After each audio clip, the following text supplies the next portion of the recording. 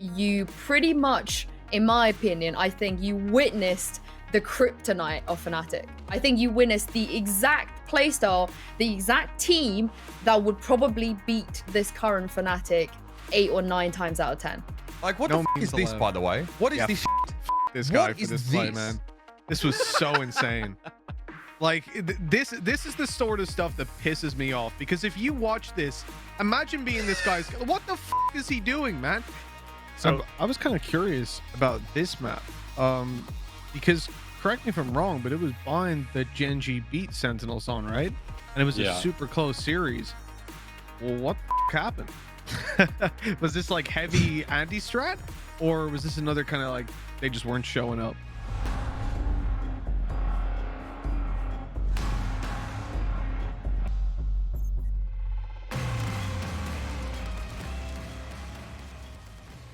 What's up, everybody? Welcome back to another week of Valoranting. I am your host, Mitch Leslie. I'm joined by Van Silly and Mitch Man. And we, in our respective regions, or rather the two of you in your respective regions, been extremely busy this week because there's been a shit ton of Valorant, guys. What's going on? How are we? Good, man. It has been super busy. I've been trying to catch up to NA, to EU, maybe even Korea if I had time, but there's just not enough hours in a day. And I need my beauty sleep, man. I need at least my esports 14 hours of sleep a day, you know? So there's not that much left to watch VODs. I'm doing good as well. You know, I've been doing a little bit of the opposite, watching EU and then later on a little bit of Korea after the broadcasts, and being pretty disappointed with the lack of KO, man. It's hurting my feelings, you know? There's a few. Let's get to the big matchups. We're a few, yeah, here or there, but I think everybody's saving it up for the big games a little later on. So Korea was a bit of a snooze fest for me, but Europe's been pretty spicy. Yeah. Oh my God. Europe has been insane. In fact, I would definitely say they've had some close matches compared to NA, who we had some teams qualify for VCT in kind of breezy affairs. No pun intended. They did make it through, you know, we'll cover that. We'll cover that anyway. On today's show, we'll talk about a bunch of the bugs that we've actually had come up with a few agents here. So a couple of interesting ones that were caused in the most innocuous of ways, but were able to have a huge impact on the game. We'll then talk about VCT EU. We're going to have Yinsu come by and chat with us about what we saw there. We saw some ridiculous Valorant, I'll be honest with you. After that, we'll have a chance to chat. Well, we already have actually chatted with the coach of T1, David Denis. Got some really interesting insights from him in an interview, so we'll share those with you. And then we'll talk about VCT North America and the current status over there, with a lot of underdog teams starting to rise up, and that classic NA adage of Tier 2 starting to meld with Tier 1 once more. So it's been a fantastic weekend of games over there. We had some, these bugs were pretty fascinating, I think, the last week or so. We had a Sova and a Sage bug, respectively. And I think the developers were pretty quick at identifying what was going on with these and sort of fixing them. But we had some interesting clips created as a result of that. Tiny patch notes this week. Very small one. Yeah, what was it? 3.1, I think. Yeah, 3.1, just to like fix the issues that you were just talking about here, Uber. So the few agents that we had were basically mainly on the Silva and the Sage, but there's also a bug fix here with a Sky where she was also able to throw a flash out when she was suppressed. The thing is, with the ability to heal KO while he's down, cool, that's been fixed. But I think that one of the bugs with KO still persists.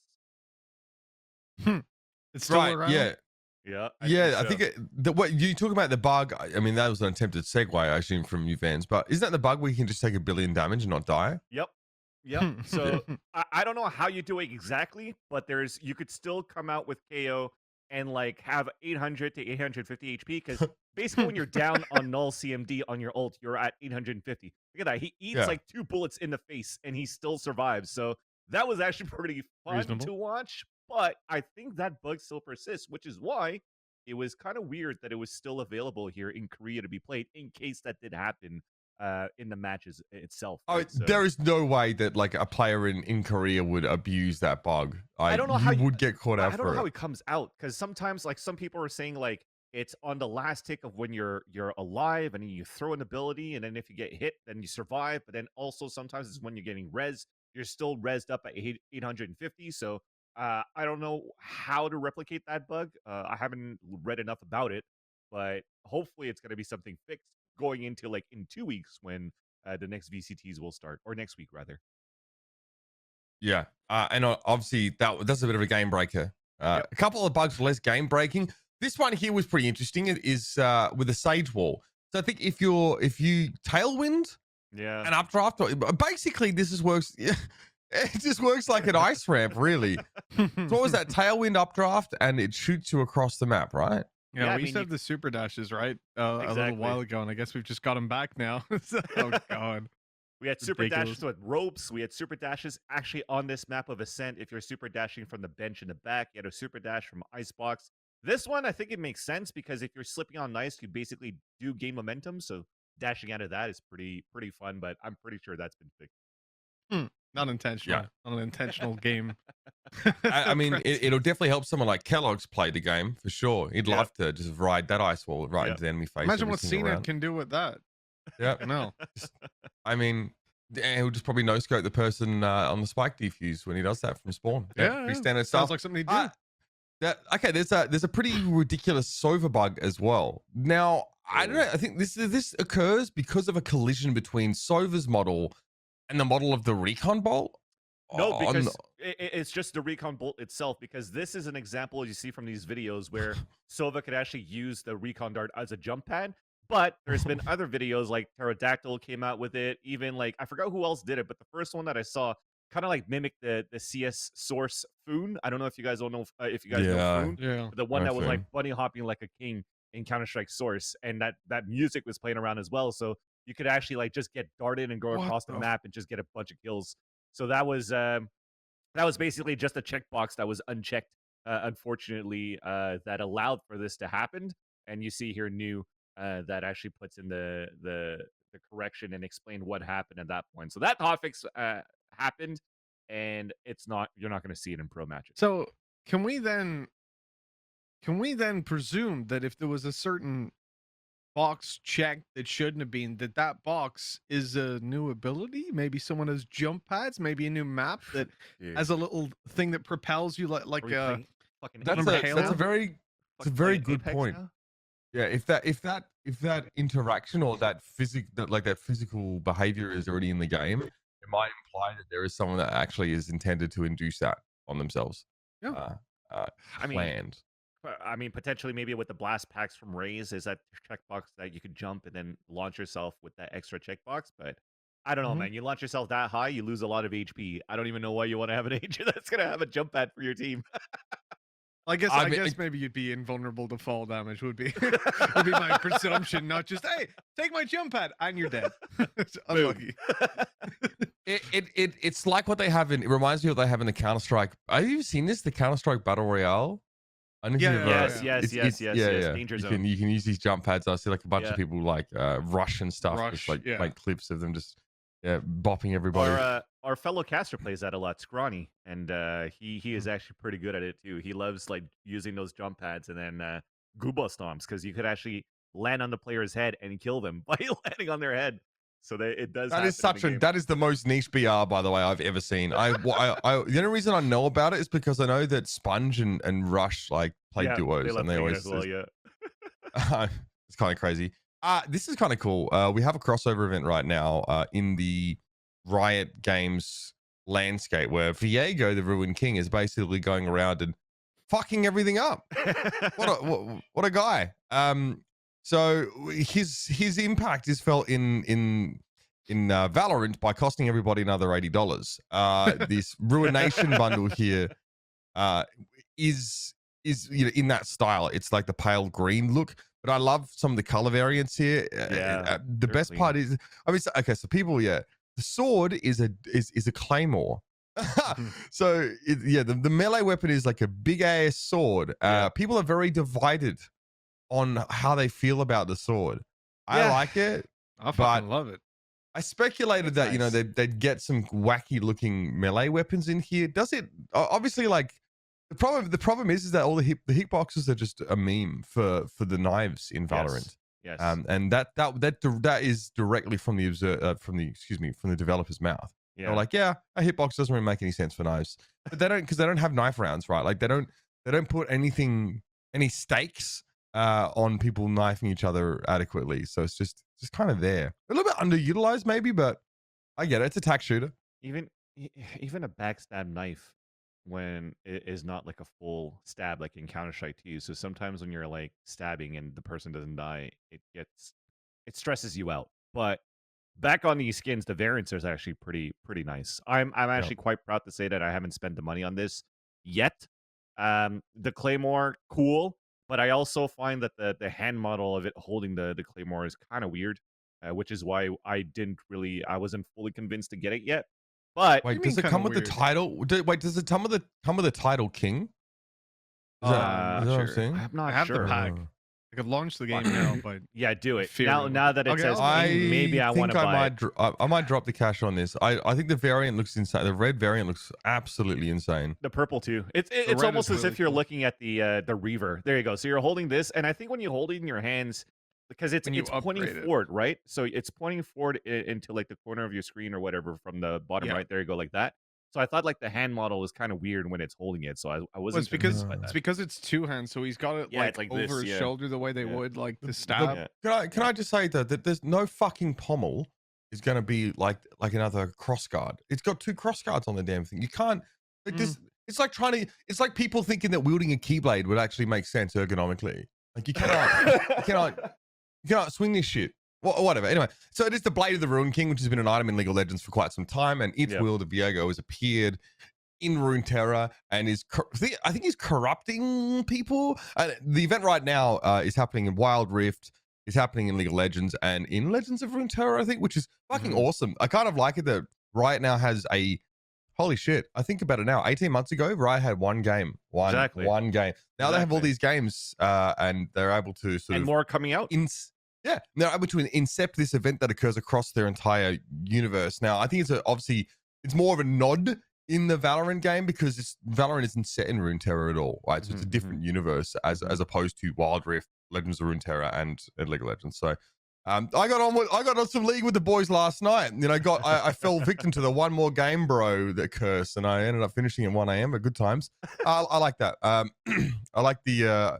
Maybe I'm gonna go drop some money on that shit. I don't know. We'll see how we go. But yeah, I like the crossover. I don't think the crossover or any crossover would go any further in terms of Valorant, just because it's completely detached from the world of Runeterra as far as we know, right? The context of the Valorant's world is a different universe, I believe. Yeah.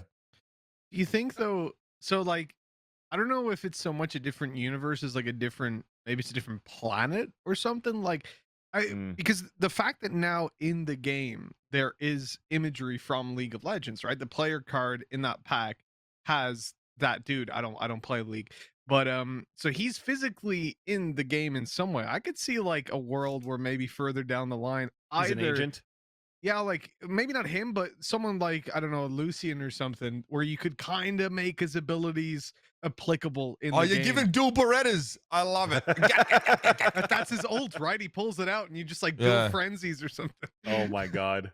And he's just strafing back and forth. I don't want to see that happening, but no, I do agree. It's just a great cross marketing platform, and especially with the further games like the fighting game, the RPG, the anime that's going to be coming out. It's just going to allow a lot of these crossovers, and just for us to be fans of just Riot Games and maybe even test out all of their stuff instead of just playing League or just playing Valorant, because I think it'll attract new customers or new base of players from their other games, just at least to try it out, and maybe they could get hooked on it right away. I think also. Sorry. Yeah. I was gonna say, do you think we'll ever get agent skins? Because like the competitive integrity side of it says no, but then CS:GO did it. So I asked Volcano. I asked him. I was actually at Riot Campus when I got invited to try Valorant with a bunch of other content creators, and he was saying no, that there was no plans for that. I still want to get on it that maybe for the integrity of the game you could turn it off, but as a spectator and an observer, again, I think we said it every time we like agent skins. Can it happen? I think that it can, because going back to when Liquid was first announced and it had like the white like the white agents to announce the players, the white and the blue liquid on there. It was fucking clean. Yeah. So I'd love to see that from a player's perspective, and we'll talk about it later. But it'll be a good way of like not only with the crosshair, but like for a new spectator to watch the game to understand now. Okay, you might have agents that are similar on each side, but now that they have team skins, then you could differentiate a lot better who's on what team if you don't know the game. Right. So, I mean, in Overwatch, as far as the players are concerned, in the Overwatch League, excuse me, there are no skins. The skins are actually applied on the observer client side. Exactly. So Exactly. it doesn't actually impact the experience. It's just a viewing experience, and then they're able to do. I think that would be awesome. But it's also like we have an open circuit. So what are we gonna is someone gonna whip up a Kansas City Pioneer skin before they get into a VCT? You know, what tier of event is appropriate to have team skins? And obviously because in Overwatch and League of Legends, right, they're franchise leagues. So I think in League they allow them players to use whatever skins. I think because it's a great advertisement, you know, for them a lot of the time. But like other games, for example, Overwatch is a fuckfest to watch already without, like, for example, the particle effects don't get changed based on the skin because that would fuck everything up. Yeah. It's already like a spaghetti soup. In Valorant, it can be a little hard to follow at times because you as a spectator, you're constantly looking at the minimap as well. You have to watch the minimap all the time. Yeah. Plus, you see the kill feed. So that would be it'll be pretty tricky to follow because there's a lot of switching between like team player perspectives. You do it, but I don't know. Right now, we have player crosshairs being captured. And I think we'll talk about this later on, actually. So I'll leave it. But there's a whole discussion about that, and like that's something that for some people impact. So if player crosshairs impact the viewing experience, I can only imagine how like having a wide array of different skins. We had Uberchain do up like a bunch of mock-ups of jet skins. Actually, I think we tweeted it about a week ago. So it looks cool. The concepts of Valorant skins look quite cool, but to my knowledge at the time, there wasn't any plans to do it. So we'll see what happens. Let's move on though, because I want to talk about VCT EU, and to do that, not only do we have Mitch here, but we've also brought in the lovely Yinsu Collins to help us out. Yinsu, thanks for joining us. Great to have you again. Hello, guys. I don't know why every time I come on VMix, it decides to flip me. I'm gonna flip myself back in a second, but I think the important thing is I have two questions. One, what do I need to do to get VIP'd in the chat? Because I just realized that Vans is VIP'd and I'm not. Wow. And second, Uber, what rank are you in League of Legends? Oh, I'm like silver. I'm like silver 1. Yeah. I'm kind of booty. But respectable. Hey, I'm playing with Brent, who's like Iron 5 and loves being there. So I'm out there living that casual life. But it's a late night respectable way of I don't know what we were watching Brent stream. He was playing Stardew Valley. Then Matt came in, he's like, we have to play League of Legends, and everyone's like, oh yeah, that's a great idea. It's never a great idea at 11 p.m. to do that. And I'm trying to leave at like 1 a.m. I'm like, guys, I gotta get up. I got a kid to feed. Everyone's like, oh yeah, you're soft, bro. Like, I'm a dad and I still get peer pressure into playing that game. It's unreal. Anyway, we got more important things to talk about. First of all, big shout out to, I don't know, was it like Casual Friday for you guys on the broadcast? But one of the broadcasts, you guys had the wacky shirts, and I don't know if I should be proud or dismayed, because I saw Yinsu with a ridiculous shirt, and I realized I have the same one. It's got tacos and like a monkey riding a llama, and I'm like, has science gone too far? Because I thought to myself, they're like going crazy with shirts, right? What they're wearing is what I have in my everyday broadcast attire. Bit of an existential moment for me. Oh no! How'd that come about? Was that just a plan? Like, oh, let's just wear ridiculous shirts, or what? Well, you're a man of good taste, first of all. Let's just get that disclaimer out there. Second is, I believe Tom Biz, correct me if I'm wrong, Mitch, I think it all started because Tom had bought a shirt that he really, really wanted to wear, but he realized that if he'd worn it on a day where we're all just kind of chilling in our usual attire, it might be a little bit weird for him. So he convinced all of us to join in, basically, and he told us like, hey, we should do like an ugly shirt day. Our producer, bless her, is notoriously strict when it comes to dress code. I believe Hypok's been rejected like 5 times. That's amazing. My favorite time was when Hypok turned up and then our producer was like, so what are you changing? Like, what are you wearing later? And he was like, oh, I was gonna wear this. And she was like, well, no, you're not.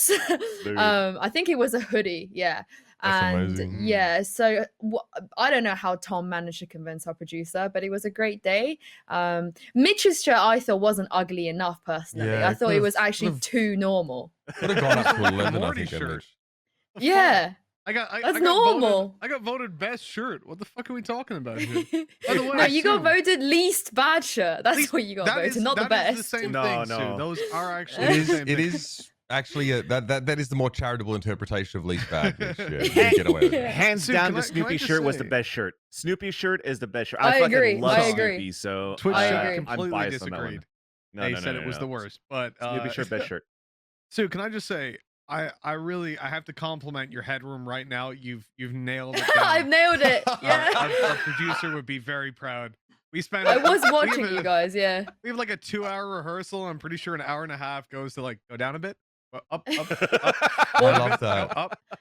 Mostly for Mitch is just go up. Keep going up. Come on. You can do better than this. Come on. I mean, he gets that in normal conversation. Unfortunately, he's just sat there Oh, like, yeah, that's so good one, good. guys, haha. So good.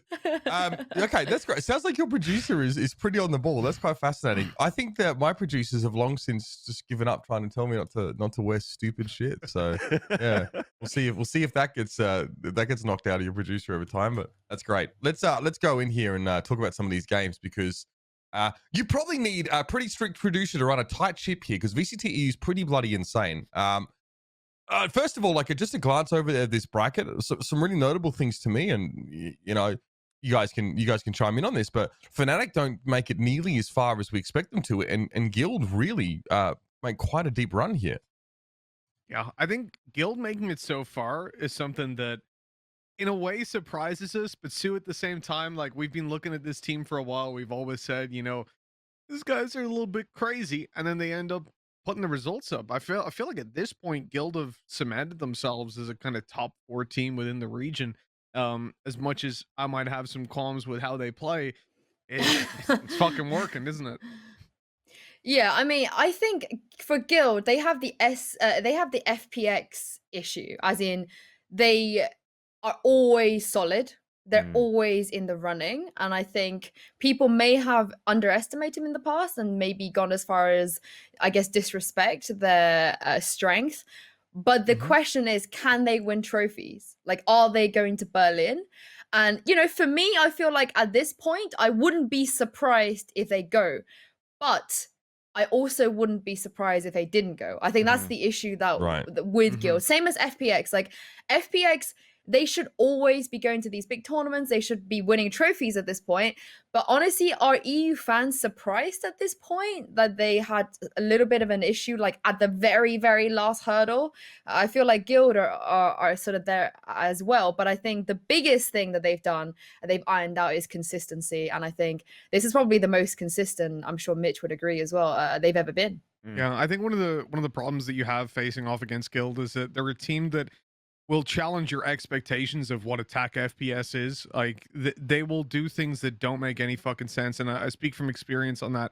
Looking at, you know, our pre-match prep even for Guild versus what they actually did, and you're almost pulling your hair out at times. It's like especially what you've seen, you're just like, what you're doing doesn't make any fucking sense, dude, but it works. Like, he has such a good understanding of what's expected from him on the other side, that he can then exploit that.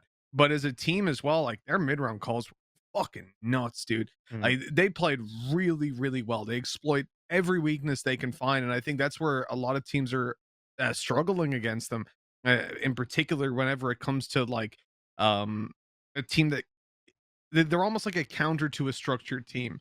Like, someone that plays scrappy has a much better chance against Guild because you're more used to the chaos, let's say. Yeah, I love Guild, sorry, and Yeah. I'm very, very happy for Draken. I think Draken, Exactly. obviously he was gonna take that break.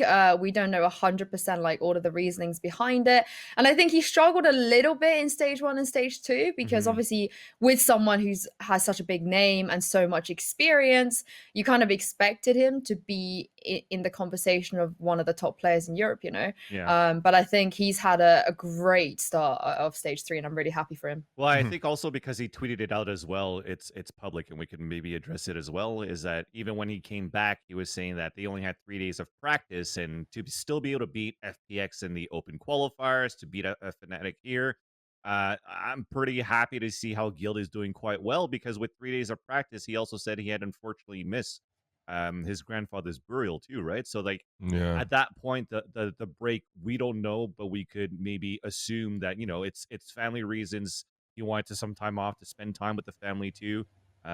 He didn't get that opportunity. It shows how he was committed into really wanting to try to win and to show that he deserves a spot in the scene for Valorant too. So to see him come back, get 3 days of practice, and then Guild continuing to impress, I think they're still on the up and up. Because the first upset was against, and we go way back in December for qualifying for First Strike. They got disqualified out of that one by beating G2 when G2 was like almost like the unbeatable team back then. So there was still like a light at the end of the tunnel, but it wasn't necessarily there yet, because once they got knocked out, they didn't get that opportunity to do that, right? So it's nice to see now in 2021 in Masters 2 run going into Masters 3 that they're on the come up again.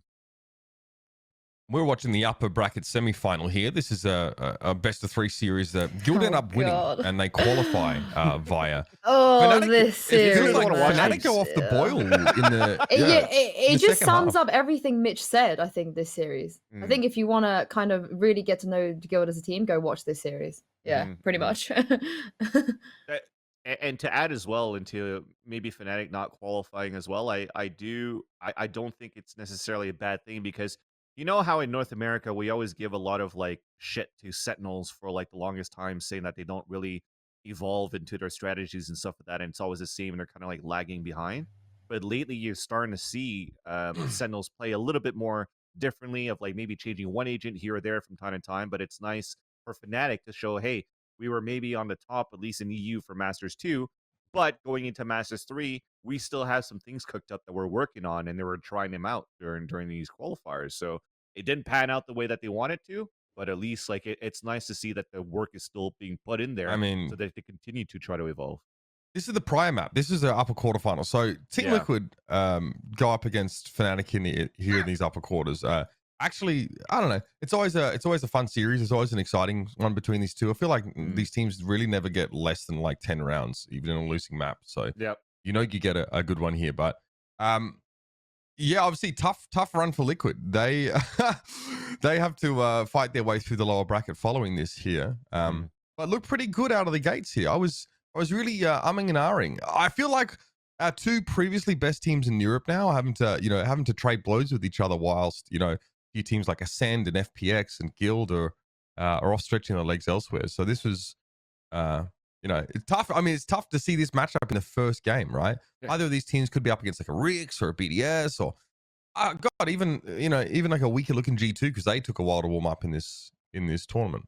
I Yeah. have a hot take about Liquid. I have a hot take. I don't think they should be playing around Scream. I don't think this decision to take. I mean, Scream can play whatever agents he wants. Let's be honest here. Yeah. Like, he's not gonna have a problem. If you put him on the breach, I'm sure Scream is gonna be fine. Like, he's smart. He's a great player. He's done it. Still one of the best players in the world. Doesn't matter what happens.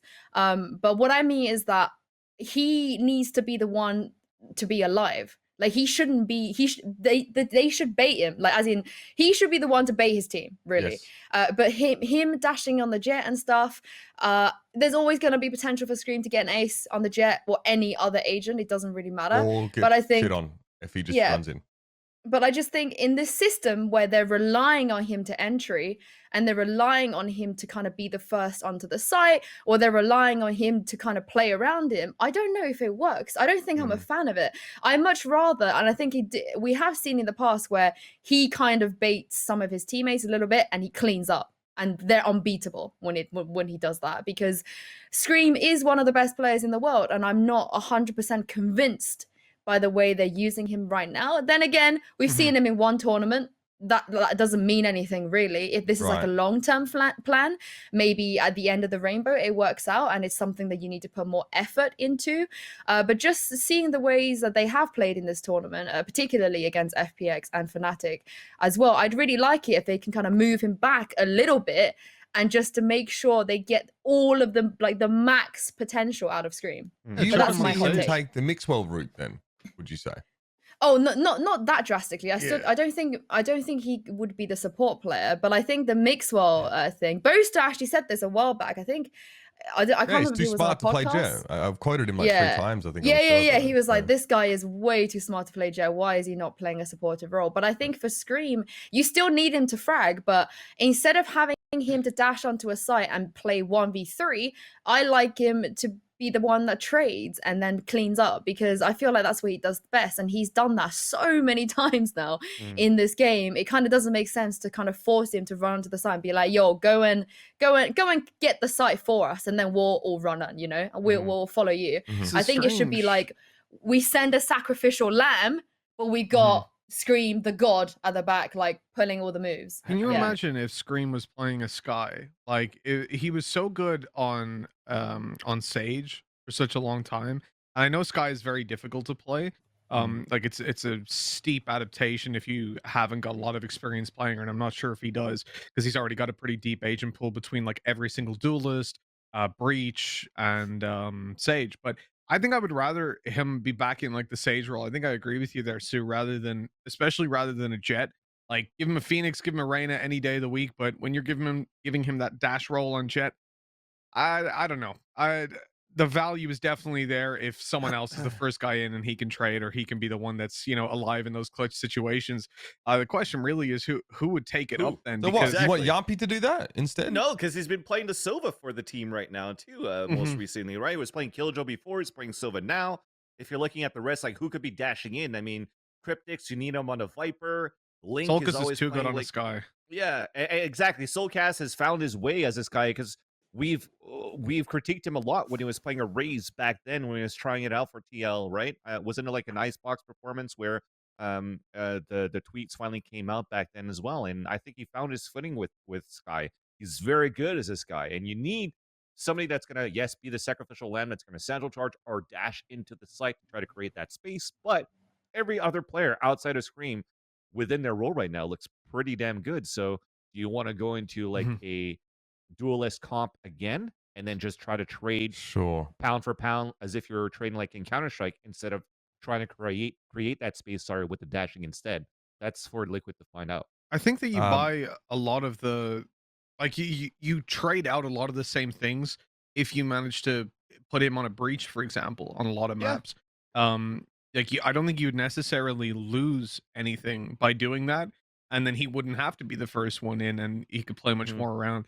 It's definitely something they could explore. I mean, he was phenomenal. That was the first switch up he made. I think he was it Reyna or Jet when he first came in, and he was looking unbelievable. Reyna. And he swapped over to a Breach, Reyna. And we were just like, what the fuck? Why is this guy like, that makes no sense? And he was really solid there. But also similar stuff to looking at Alliance. Looker is like my guy for that, because he made that shift from NIP being the operator Jet player, sort of shoehorned into that role, to then swapping over and being like a supportive guy. And I can tell you from experience there, like, this guy, having played so much Counter-Strike, so much Valorant, it's like the comms that you get when he's supporting you, he's so aware of what you're doing and what you're facing and how best to enable you, rather than if you get a new guy in and put them in a supportive role, they won't bring nearly the value if they haven't got that kind of experience. All right, we don't have Yinsu for forever this morning, so we're going to try and crack on and cover as many of these matches as we can. Sue. Yeah. Sorry, guys. So this, okay, I mean, this is crazy. I was kind of feeling G2 coming into this, of course. They get shit on by FPX. They got shit on. Yeah, however, this was really unexpected, I feel. I don't think anybody thought this. This match versus Fnatic was pretty interesting. We can cover that, I think, in just a sec. But I mean, we don't need to talk about that first game, because they get two. I think they get Colomita gets 3 frags on the entirety of Ascent. I think they go like 4 and 13, 4 and 13. So tough I have first another series, but- hot take. Yeah. All right, hit me with it. Hit me with it. 'cause- hit I'm me with just it, here 'cause for hot G2 takes all day. That's fine. I Yeah. mean, look, we like producing those. That's fine. But G2 go up against Fnatic in the lower bracket here, and this is a pretty important game. Yeah, I think the Guild series for Fnatic, that was I think that could have gone either way. I think on a different day, maybe Guild 2-0, on another day, maybe Fnatic 2-0. But I think the G2 game, you pretty much, in my opinion, I think you witnessed the kryptonite of Fnatic. I think you witnessed the exact playstyle, the exact team that would probably beat this current Fnatic 8 or 9 times out of 10. I just think they got countered so hard, whether that's the preparation behind what Fnatic have done, whether that's, just the way the players they have now and how this team has been performing. But I didn't see very many scenarios where if they played this map, this best of 3 again, that Fnatic would come out on top in the current way that they play. I think Minnie and Burst have said as well in interviews are like, oh, we feel obligated to switch things up because we feel like people read us now, people know what we do. It's going to be a little more difficult to kind of like have that element of surprise, have the strats. Okay. But at the same time, I feel like G2 would have still beaten them without any of that other data stuff. I just think that this is like the opposite of Fnatic and the way they like to play. And I don't think Fnatic have had very much experience playing against teams like this. From what I know, like in scrims and stuff, these top teams don't scrim each other.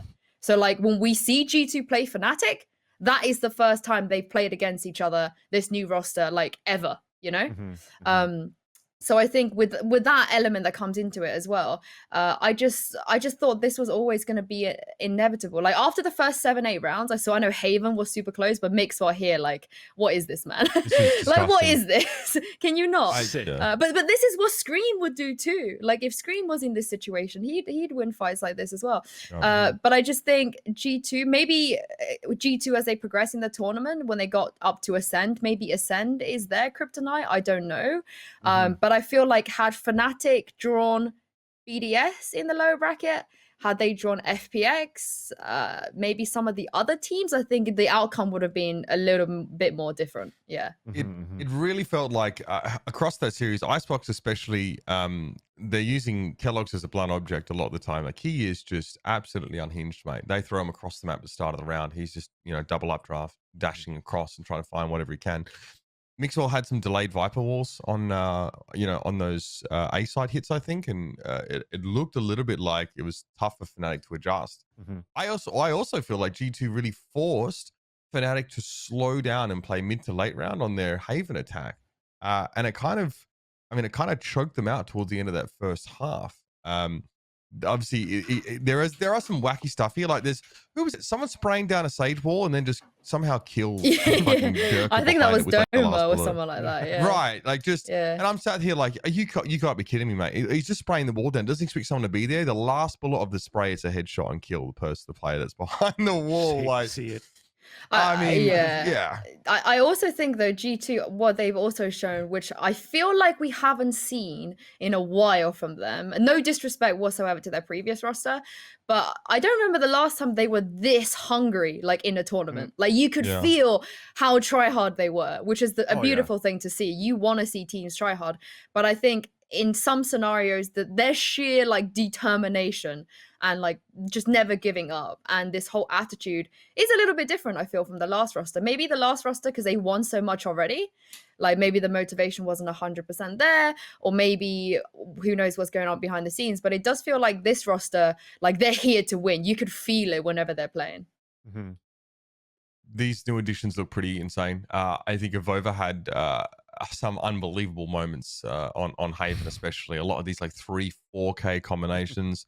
Nookie also fantastic series from him. Some of these are just this is against Ascend, by the way, so a different match here.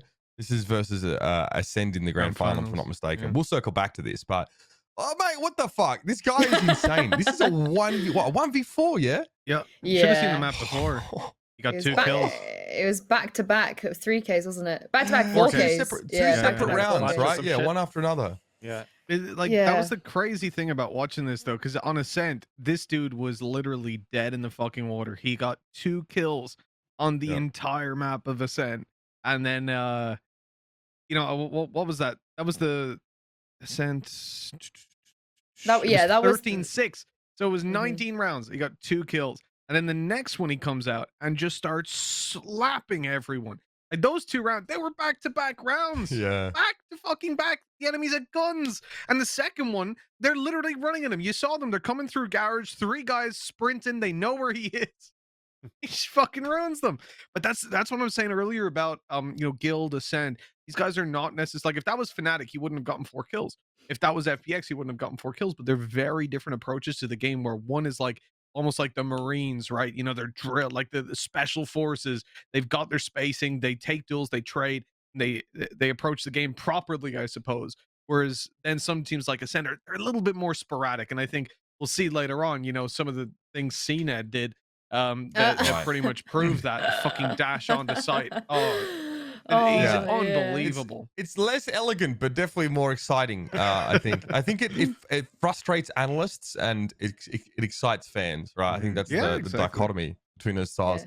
We got a reaction video of Mixwell. I think this is when he qualified. So obviously the lower round 2 against Fnatic. That is a qualification game for Challengers playoffs for EMEA, and yeah, obviously it's Mixwell. He's that in production the man value. cave. He's in the tank. You know what I mean? This is probably his partner that sort of films Is that a It looks like she was filming like outside the room, like through the curtains. Like, can I borrow him? Did I bother him or not? Oh, looks like like some leaves in the way. Yeah, I hate it. Ryan was just in the neighborhood and he happened to know where Mixwell lived. I didn't know why. It was his birthday as well. He also knew which room of the house was Mixwell's room. Didn't ask him why.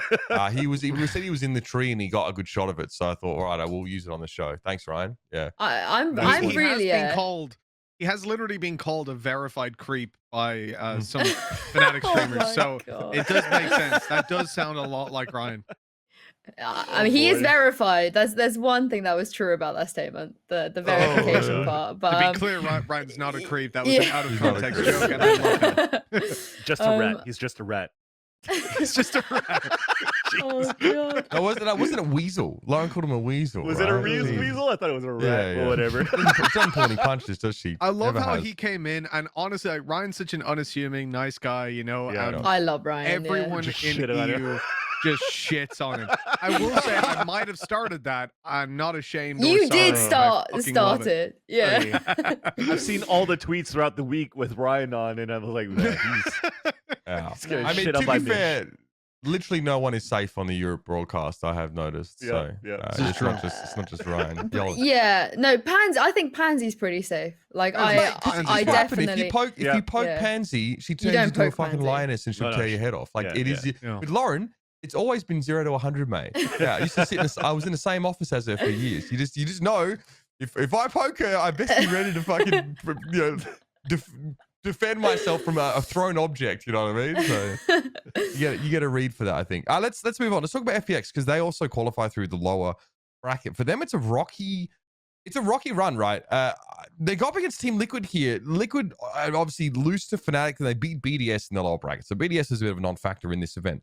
So we have Haven and Ascent played here, and this is where FPX, I'll be honest, they claw themselves into an EMEA Challengers playoff spot. It's not, like we said, it's not as elegant as maybe their cohesion as a team would imply. This is hard fought stuff. Yeah, I mean, I think they're experimenting. I think it's very on brand for them to experiment, having a new coach and stuff. Big fan of Doombros, by the way. So I'm looking forward to see what they can whip out. But I do have a question for Mitch.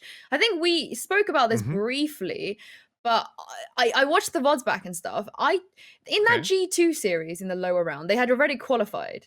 They played some funky stuff. Like FPX, yes, they're usually pretty funky, but I think it was a next level funk that we saw out of them. I can't tell if that was them, thinking we've qualified already, let's just try some stuff. It doesn't matter if it pays off or it doesn't pay off, we need the experience. Or that was them like, this is a new face of us and this is who we are now. Like, I'm so confused because the FPX we saw in that G2 series, I feel like, Mitch, was not really the FPX we know. Does that make sense? Yeah, I get where you're coming from. It's really, really tough making like when you see drastic changes going down at that stage, and this is the tough thing about the format, it is very hard to understand where the team's priorities are, because there are two very valid ways of looking at it that I see straight away. There's the one that says, well, this is for seeding, which can be very important going into EMEA to avoid teams like Gambit. So you definitely want to be pushing up to the top. It's for money as well. The increments being between like 4 and 6 or 4 and 5K, I think, depending on which game it was, and how far you go. So there's like it's a pretty decent motivation to still play on your fullest and maybe experiment with some new things if you want to play a little loose. But then there's the other side that says like, oh, we're already qualified and we don't want to show anything more than what we need to. But the thing I would say about that particular mentality is I don't think any of the teams will have looked at it like that, purely because they will be showing things on this meta, not on the meta they're going to play EMEA Exactly. when KO comes through. So I think that we're going to see drastic shifts in pretty much every composition anyways, especially those that play Killjoy, or there's going to be some heavy punishments or heavy change ups rather to how you're playing that, because you won't be able to play Killjoy the way that you do right now.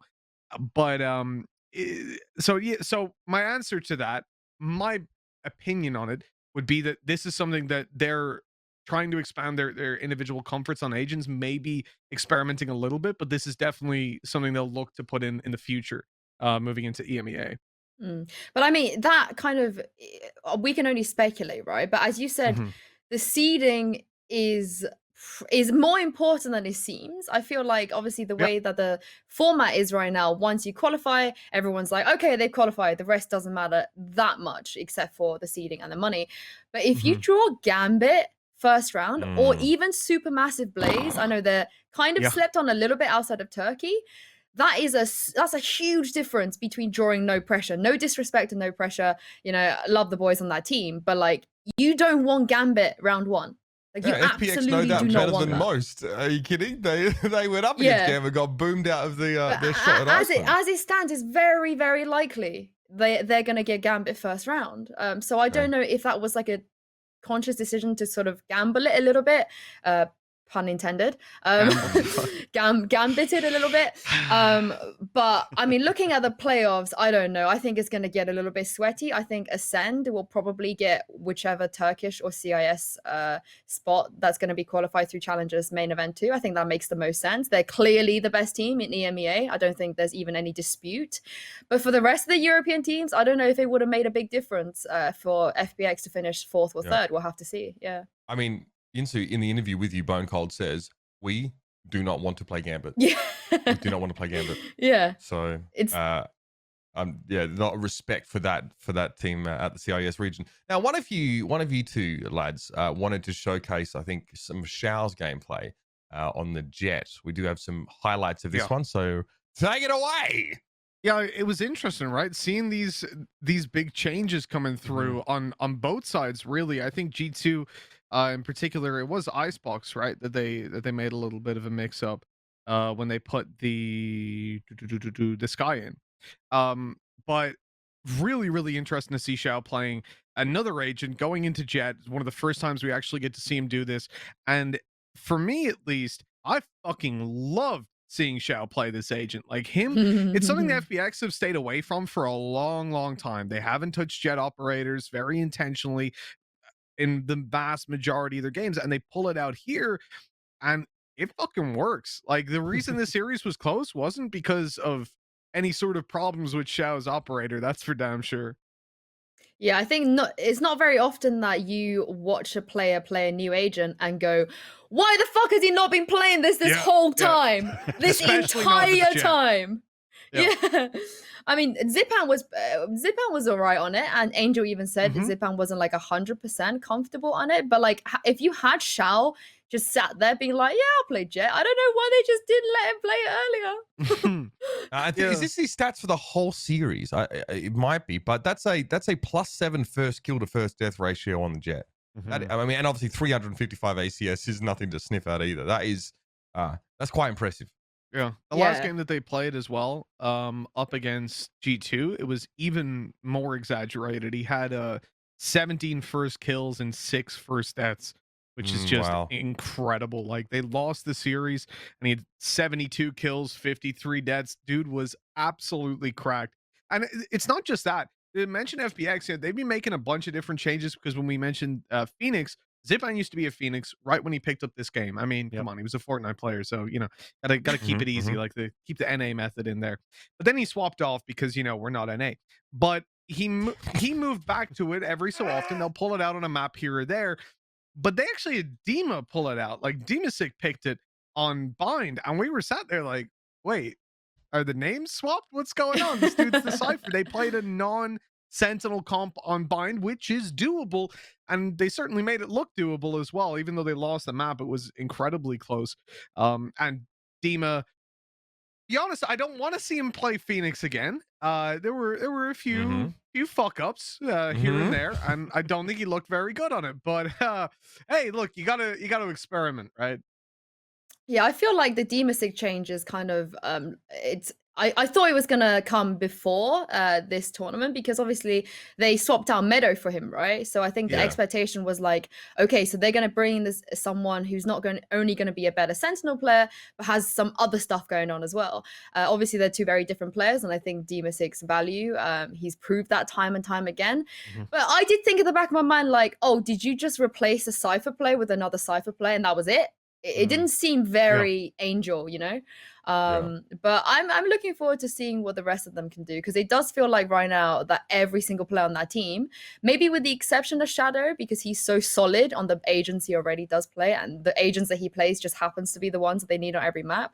But it does feel like we're gonna get surprises like at every agent select at this point, and I don't think any of them is just gonna play one agent across the map, unlike NA, but So- EU stuff. No. NA's been going deep. Yinsu, we don't want to have these other bets again. You know what happened last time? Sue, you literally have players in NA that can play. They can play a Phoenix. They could play Reyna? a Reyna. Yeah, They could play Jet. There's so much variety. What are you talking about? Yeah. Sometimes Jet and Reyna, not just one or the other. Yeah. Oh man, I could not be happier to be outside of this petty rivalry. My God. Can't wait for us to do this on LAN. Yeah. I actually do need to drop you the subs. Was it subs to you, Vans, or subs? It doesn't matter. Don't worry, Yinsu. It's because just for I fun. can't It's just remember for what it fun. was. It's I just mean, Nah, Vans I'm needs a the woman of my subs. Are words. you partnered yet, Vans, or what? I didn't get partner yet. No. Oh, my guy needs that boosty boost. All right, So- I will drop you the subs. I will pay up. Don't worry. Don't worry. We're good. Just Double want to or make sure nothing that you guys Berlin, watch out yeah. what you guys are About the- predicting. The regaining of this European composure, right? Like it's like there was an admission of defeat in Iceland, and next breath it's like, but you're still shit, and we're gonna beat you in Berlin, so don't fucking worry about it. I mean, you're a one-team region. Like, what can I say? We had single We'll see. elimination. We'll see. If it was Yeah. if it was with this format that we currently have, we would have shit on you. That's just the truth. 100%. But unfortunately, That's some copium. Teams But in didn't get fairness, enough listen, games if I'm a and- European viewer and I'm looking at NA right now, I'm thinking, what the fuck is this clown fiesta? Because version 1 get I've been knocked out thinking the that first four for years. But yeah, go Yeah. on. Yeah, I mean, and then with all these sort of lesser known teams coming up, we'll talk about that in a sec, because I want to talk about one team that is quite known. And Yinsu, if you do have levers, you can whenever you need to go. That is also Yeah, fine. I'm just wanted to flex my Ascend shirt. That was it. Nice. That was I'm pretty seeing much it. Yeah. That's all. Ascend qualify through the upper bracket. Excuse me. They don't drop a series. They go all the way. But I want to talk about their qualifying match. This was against FPX, right? I watched the first map and I was not impressed with FPX. They lose the pistol. They get a few rounds on defense here, but they're getting pumped. I'm just gonna put it that way. Starzo has a really good map, but yeah, this looked like classic Ascend to me. They look very dominant to start the series. They didn't all go this way, but Bind was one-sided. Yeah, I mean, I think my take here, it's not a hot one, it's kind of a lukewarm one here, is that obviously CNED is ridiculous. He's like a generational player at this point, and he's literally 19. So yeah, he's going to be here for a long time, and he's going to be winning plenty of trophies. But I'm a firm believer that the best players don't necessarily win stuff. Like in Okay. any sport, in any esport, you know, look at football. The two of the Yeah, I greats was- never won a World Cup. You know, Yeah. I believe the best teams win stuff, and I think the other players on this team are so slept on. Like it's borderline disrespectful. Like the way that people go, it's not like Tens and Friends, you know, that kind of scenario in this with this team. Everyone's like, oh, CNED go kill, CNED just go do stuff. Everyone else is just like snoozing at the back. I wholeheartedly disagree. I think that this team has found the successes they have. Yes, partially due to CNED, but I think it's actually because they are a very, very good team. And you can see that by the way that Zeke has come in. Yeah, They Zeke just hit and the ground CNED. running. Yeah, they've played together before, and MBS has coached both of them before as well. So they kind of all know each other. But this is a unit. Yeah. Was it? Yeah, it was no Panky. But this is a unit, and I despise every single thing that's being said about this team. That's just like, oh, CNED and friends. CNED and a bunch of nobodies. Nah. That's just, you just don't know anything because, about like, Valorant if you say that. Yeah, but like I think a casual fan doesn't really have the capacity to appreciate the nuance about like a spread of excellence or a spread of performance on a team. It's like it's a very easy way for sort of less involved viewers to categorize a team's success and just, you know, like they're not trying to analyze anything. They're just trying to like have something to say about a team, right? So, but I feel like people don't say viewers, that but... about, people don't say this about the likes of FPX or Fnatic though. People don't go, oh, it's a Durka one-man team. That's all he does. And people have the capacity to understand the nuances there. But when it comes to Ascend, people are like, oh, they got CNED. Of course they're gonna win. Like they got an easy life. I just don't. You reckon agree. it's because of the sort of impact visually that CNED has as a player because he's so erratic and frankly unhinged in his The style? same thing happens in Counter-Strike, right? You look at Na'Vi. People like the sense you'll get from any sort of a Reddit thread, any sort of Twitch chat. A lot of analyst desks, it's going to be simple, because the dude's and a bit of electronic, good. But usually simple. But we get that as well, right? We'll talk about your Killaz. We'll talk about these other guys like Zeke, especially coming into this roster. Starzo got a lot of attention on the desk, but from the general viewer, they're just going to look at it and go, "Yeah, but that dude fucking dashed on site and no scoped, and then ninja diffused." Because it's the most impressive. And I think it's just because it's so exaggerated. The difference between compelling. them, exactly, it really is. And you miss a lot of things like Bone Cold, for example. This guy, I think he bottom fragged the series in the or in their qualifying game. He had 2 maps that were double digits assists for him, and he's not playing someone like, okay, he's playing Omen, so he can get the flashes. That was on Brimstone as well. He did it, and there you don't have your fucking easy assists with a bit of a flash around a corner or whatever. You have to be doing damage. You got to be playing with your team on that one. And I think, like we have had in the past, Sue, I think last stage especially, we've had a lot of games where Killaz was popping off like crazy. Starzo was leading the charge. But this stage, it has felt like every fucking game, CNED's dropping like double the kills of the next guy on the server, which is, I mean, understandably then translating into this team is CNED and 4 buddies, which is what I said about this team. Remember we first got them on the broadcast and I was like, I had CNED and a couple of dudes, and then corrected myself after watching one series. It's like, holy shit, okay, this is a serious team. Well, I've got to bounce, boys. I was gonna say boys and girls, but just boys and Mitch. I got to bounce. Thank you so much for having me. Thanks for coming. EU.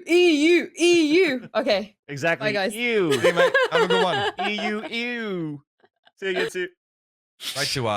Great to get Yinsu on the show there. Fans. I mean, look, Vance is probably not a great example of NA fanaticism because he's a little too nice. Yeah. And I'm not from North America, and frankly, many tropes about Americans piss me off. So I'm also a terrible representative of the region. We should probably get the average Twitch viewer to try and represent us. Oh, that sounds I like think. a great idea. Yeah. Let's do that. Our channel will bring get them on, banned. no filter, no delay. Yeah. Let's see how quickly the chat. With all due channel respect, gets banned. the figures that have represented the United States in the past were no better than that, in my humble opinion. Let's move on because G2 and Ascend go head-to-head in the finals. It's best of 5. A best of 5 for seeding? This is wild. Okay, I mean, I'm cool with that. More games, I guess, but fuck, this is rigorous. Let's jump in because Icebox is the first map, and I'm sorry, but G2 are getting battered around the first half of this series. I'm sat here thinking this is not close. I mean, CNET is 6-1 first kill, first death. This is about Kellogg's is absolutely fucking invisible. None of that trademark aggression we've seen from the young French player, on this map against other teams. It is a very quiet G2 roster. Yeah, I think especially on Icebox, he started that one out. Like Kellogg's was playing super aggressive, especially down through mid and on top of pipes in A, and he just wasn't able to get any sort of ground up against these guys. They were actually just fucking on him. So he ended up having to turn around and say, "Hey, I'm a bail out of this one for a bit." I think he was let me just double check what it was, 13-5. Okay, so of 13-5, he got 2 opening duels and lost 8 on ice. He's -6. Yep. That's pretty shit. But you could see that the one thing I'll give Kellogg's credit for is this whole series that happened, even on Bind, he continued to play aggressive. He continued to stick to the game plan. Yeah. That is something that's very hard to do. I think for people who like, if you play poker, for example, when you lose and you believe in your strategy, you believe it's the right way to go, but sometimes, right, RNG hits you bad. You end up losing a shit ton. To keep on going and not question yourself and not go to a B plan or anything like that, it requires balls, and it paid off for him a little bit later on when it came to Ascent. But until that point, this guy had 2 of the hardest to play maps that I've seen from him in quite a while. He is 1-8 against CNET in that first map. On to Bind, it's a 13-2. Oh my! Again, another tough one for Mixwell. He has probably the quieter one, but like no one on G2 is really being able to get much going here. I think they struggle again. CNET versus Kellogg's is 4-1, so quite considerable sort of lead in terms of your initiating players here. Very recently, we'd actually seen Mixwell drop 30 kills on a Viper on this map when he debuted it, or one of the first times he'd played it, and from that in just a couple of days, turn around, Ascend, come out and destroy them. And that was the one that really caught me off guard, because Icebox, you could see what was happening. CNED was ready for the pushes, and in fact the entirety of Ascend was ready for the pushes coming out of Kellogg's. They shut down early aggression, they stopped any sort of trades, and from that point they had huge advantages on the attack side. Map 2 though, I haven't watched it back yet, but I'm gonna have to and really fucking watch it, because when I was watching it in the moment, it didn't make any fucking sense to me. It was like, this shouldn't be happening. So map 3 swings the other way. I think it's looks much better from G2 here, but it's really short-lived. Trademark map. We go to Haven then for map number 4, and this is where the series ends. G2 run out of puff, so to speak. This is a map though that I was really impressed with Kellogg's. I thought, for someone who had such a slow start to the series, he really came alive here, and again was still playing with that trademark aggression. I think you're right. You need such resilience to continue to play in such a proactive manner when you are being shut down. And I think he individually is rewarded for this when we go over to Haven. This is obviously when Avova had the insane 1v3 and 1v4 back to back. So some really heroic moments from G2. So a little bit devastating to see them fall here when they actually shake off some of the issues that plagued them earlier on in the series. But Ascend at this point are just... I see Ned goes 80 for 48 in the whole series. He's plus 32. Like, excuse me, that's fucked up. Starzo, I love that, man. These guys have got a lot of character. Yeah, I mean, there's a rivalry, obviously, because Coldamenta used to play on Ascend, and it's a very friendly rivalry, but it's mainly been Starzo and Coldamenta throwing digs at each other over on Twitter. Bone Cold as well said in the interview was nice to beat Coldamenta in this kind of series. Yeah, but like Starzo's basically just being like, "Oh, yo, I'm gonna shit on you." Like, Volko's being nice about it, and Starzo's tweeting like, "This cunt's getting fucked tonight." Like, it was unbelievable. So, I've really enjoyed that. It gave us an extra storyline to follow. And when it came to game day, that was the thing for Kellogg's that blew me away. The fact that he did just stick to it. Like, I'm watching map 1, map 2, he just gets shit on. Map 3 of Ascent, and then coming into the last one of Haven, he was activated the whole time, didn't deviate from the plan, didn't question himself. And for such a young player and such a new one to this level of play, that's really, really commendable. I think he didn't get nearly enough props for that. And I mean, I was on the desk. I couldn't give him enough props for it. It was impossible. But with the exception of that, if to say that, like, overall, for G2, they're a very new team. You know, you have to look at Ascend. They lost their IGL, right? They gave Coldamenta over to G2, so they lose their IGL. They're now in a position where Zeke comes in. He's providing some of the mid-round calls along with Starzo, if I remember correctly, and Bone Cold is primary like start around IGLing. And when you look at what it has done to G2, there were a lot of problems there when it came to certain executions. You could see the limited preparation. An example of that was on Ascent, where they wanted to push out of B main. The objective being that Kellogg's would throw a cloudburst and dash into it. And at the same time, a flash would come over from Mixwell on Sky. It would blind, and then he would come out of his cloudburst to some blind enemies and get some kills, or at a minimum get the control over the B site. Instead, what happened was Kellogg dashed into his smoke. Before he got into it, the flash popped. He was full blind. Then he was fucked. No. He's standing in the middle of the open, full blind. And also the flash didn't blind any enemies. So a couple of problems there. But these are the sort of things that, you know, you give them a couple of weeks now till EMEA playoffs, and I think they're going to be just fine. So I wouldn't read this as like, if I saw Ascend versus G2 BO3 coming out like round 2 EMEA, I wouldn't be like, oh, well, we know Ascend are going to win this, because I think G2 are going to iron out those issues pretty easily as we move forward.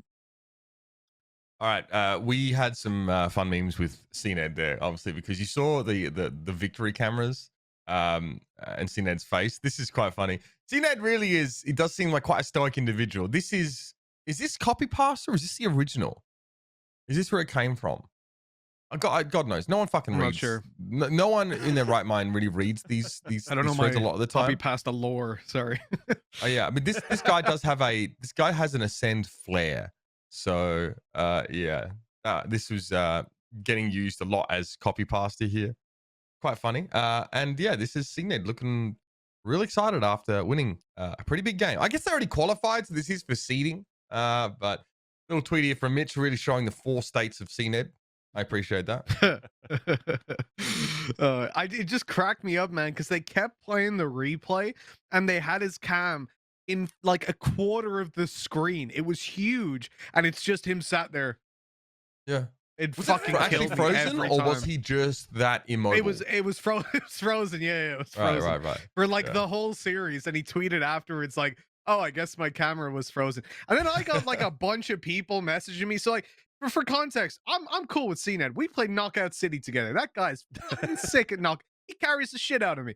He's a cool guy. I really like and got a lot of love for that guy. I had people messaging me being like, "Yo, dude, why did you point out that his camera was frozen? Now people say he's cheating and it's your fault. Fuck you." And I'm like, what? This is a fucking meme, dude. Yes. What are you talking about? I don't know. European Valorant fans. Yes. Listen, Mitch, man, you are now a prominent figure of the community. You cannot be joking around No like memes. this. Like, what No the fuck memes is this, allowed. by the way? What is this shit? Fuck this guy What for is this play, this? man. This was so insane. Like this is the sort of stuff that pisses me off, because if you watch this, imagine being this guy's, what the fuck is he doing, man? So they have long control, but they know these guys can be peaking garage at this point. And CNED's in his mind, the idea of 2 people potentially holding that for that push, because they're going to be probably looking at long anyways, right? So they're looking in your himself direction. to long and garage simultaneously, And he just as well says, "Fuck it, dude. I'm going for it, and I'm gonna no scope him." Like it, and it works. That's what pisses me off. It always works. And I think he actually, you really punish someone like Sky, because I'm pretty sure Mixwell's stuck inside the Trailblazer animation. He probably saw the fucking wisps of the tailwind as CNED just like, heated himself onto the side. So against another agent who can get their gun up quicker, that might not actually work, especially if you don't hit the fucking the no scope as well. That is. It's not just that. So, It's also the immediate reaction. And this is where you see Ascend as a team and how comfortable they are. I didn't actually spot who the second player was with him. Was it Bone Cold? I don't know if we can run that clip one more time. Yeah, okay. Boxes, yeah. It is, yeah. Sweet. But this reaction to instantly Cloudburst and Diffuse. Bone, he has full faith that Bone Cold is going to cover him on that. Yep. Doesn't even think about it. Like that level, because you see how quick it is. He cannot explain what he's doing there. Like the communication, you imagine in 0.1 of a second, he would have had to say, "I'm going to dash on the site and no scope this guy, then I'm going to try to defuse. You need to push him and hold me." Like, you can't do that. So they just react so Yep. well to what the other person is doing, which again gives props to the rest of the team. Because I cannot imagine having to try and understand what CNET is about to do. He'd be like, "Oh, I'm going to push aside." I'm like, "Wait, you're gonna what? Oh, everyone's dead. Okay, cool." Like, how do you even play alongside this guy? You must have like an insanely fast brain. I couldn't keep up. Yeah, pretty nutty stuff from CNED there.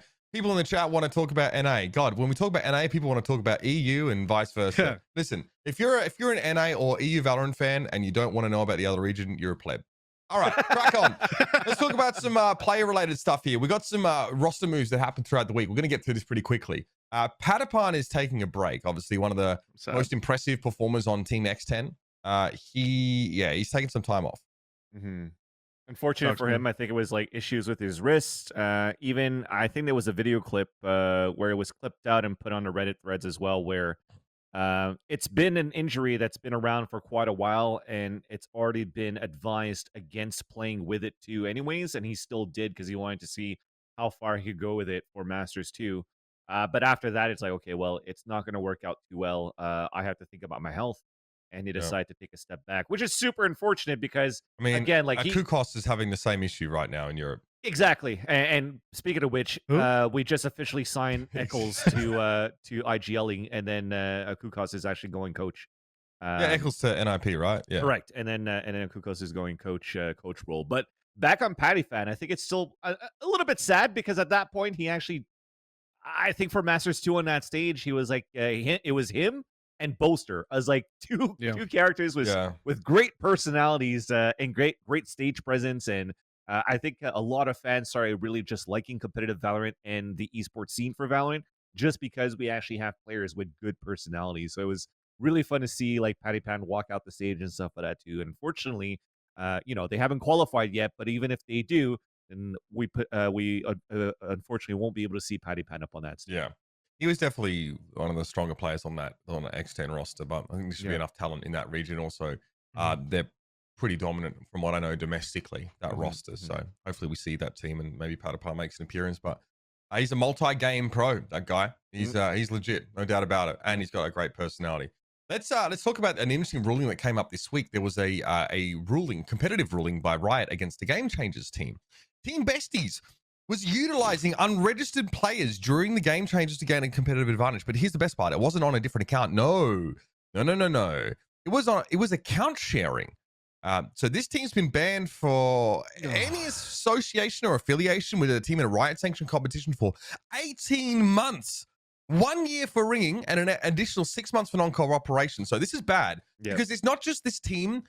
So here's a timer. I'll try and break it down. Basically, there was a player had a ping to Texas at 52 ms, and then this player had a ping to Texas servers at 68 ms, and this player went from playing only Sova, then to playing Jet and Reyna, and getting a plus 44 KD ratio. Sussy. In addition, the tournament officials caught an unregistered account in the pre-game lobby, known as Aren't I Kawaii. So basically, this team attempted to pass off this Aren't I Kawaii player as an alternate account for the registered account Wed Boosie. Great name. So basically, officials forced Team Besties to play with the actual registered account, and that registered account had a ping increase across the maps of a 16 to 18, and a huge performance increase on top of different agents selected. Here's the best part. There was someone literally in voice chat asked what the password was. How fucking dumb can you be? Jesus Christ. So this team's been disqualified. The best part is that this team refused to schedule interviews with Riot investigators. They collaborated with one another to refuse to give any evidence. So they denied any instances of account sharing and refused to reschedule interviews with Riot investigators. So they get an extra 6 months on that. Don't fucking come back. Yeah, like first of all, it's dumb enough to do this. Secondly, how fucking dumb are you to literally have someone getting caught on voice comms asking for the password? And like, you could at least have had them play the same agent. Get the fuck out! Why are you so dumb? Yeah. Oh my god, dude. These people It are is. cheating in the first place, though. I mean, it shouldn't surprise you that they're a bit inept. Like, I don't know, man. Between all this stuff from Counter-Strike cheating and match fixing, then coming to Valorant, some of these people cheating again. It's a fucking piss take. Like, And you know what? Look at this. I'm sorry. Look at this is from KP. I mean, this is the player, right? The web boosie or whatever. Where do you think the account sharing starts occurring? Fucking Christ on a bike. Plus 20, 34 and 11 after getting dick down. Sorry, that ain't it. Listen, what makes this worse, I think, is that this tournament is designed to be an environment that is safe for, underrepresented people of underrepresented genders and backgrounds, right? Yeah. So this is supposed to be an opportunity for them to compete on what should be an even playing field. And someone has been involved here, sharing an account that contravenes the whole premise of this. So Rang went plus 48 differential and still didn't qualify. Yeah, still didn't qualify, by the way. I mean, sorry. Yeah, I'll come back.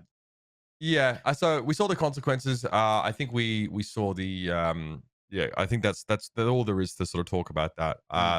It's a shame to see a team sort of take advantage of an initiative that has been set up to empower people from underrepresented genders to play Valorant in a competitive environment. It's really disappointing. Not surprised to see it happen because people take advantages of initiatives like this all the time, but still disappointed but not surprised. Here we go. When George and Lothar are having a bit of a chat here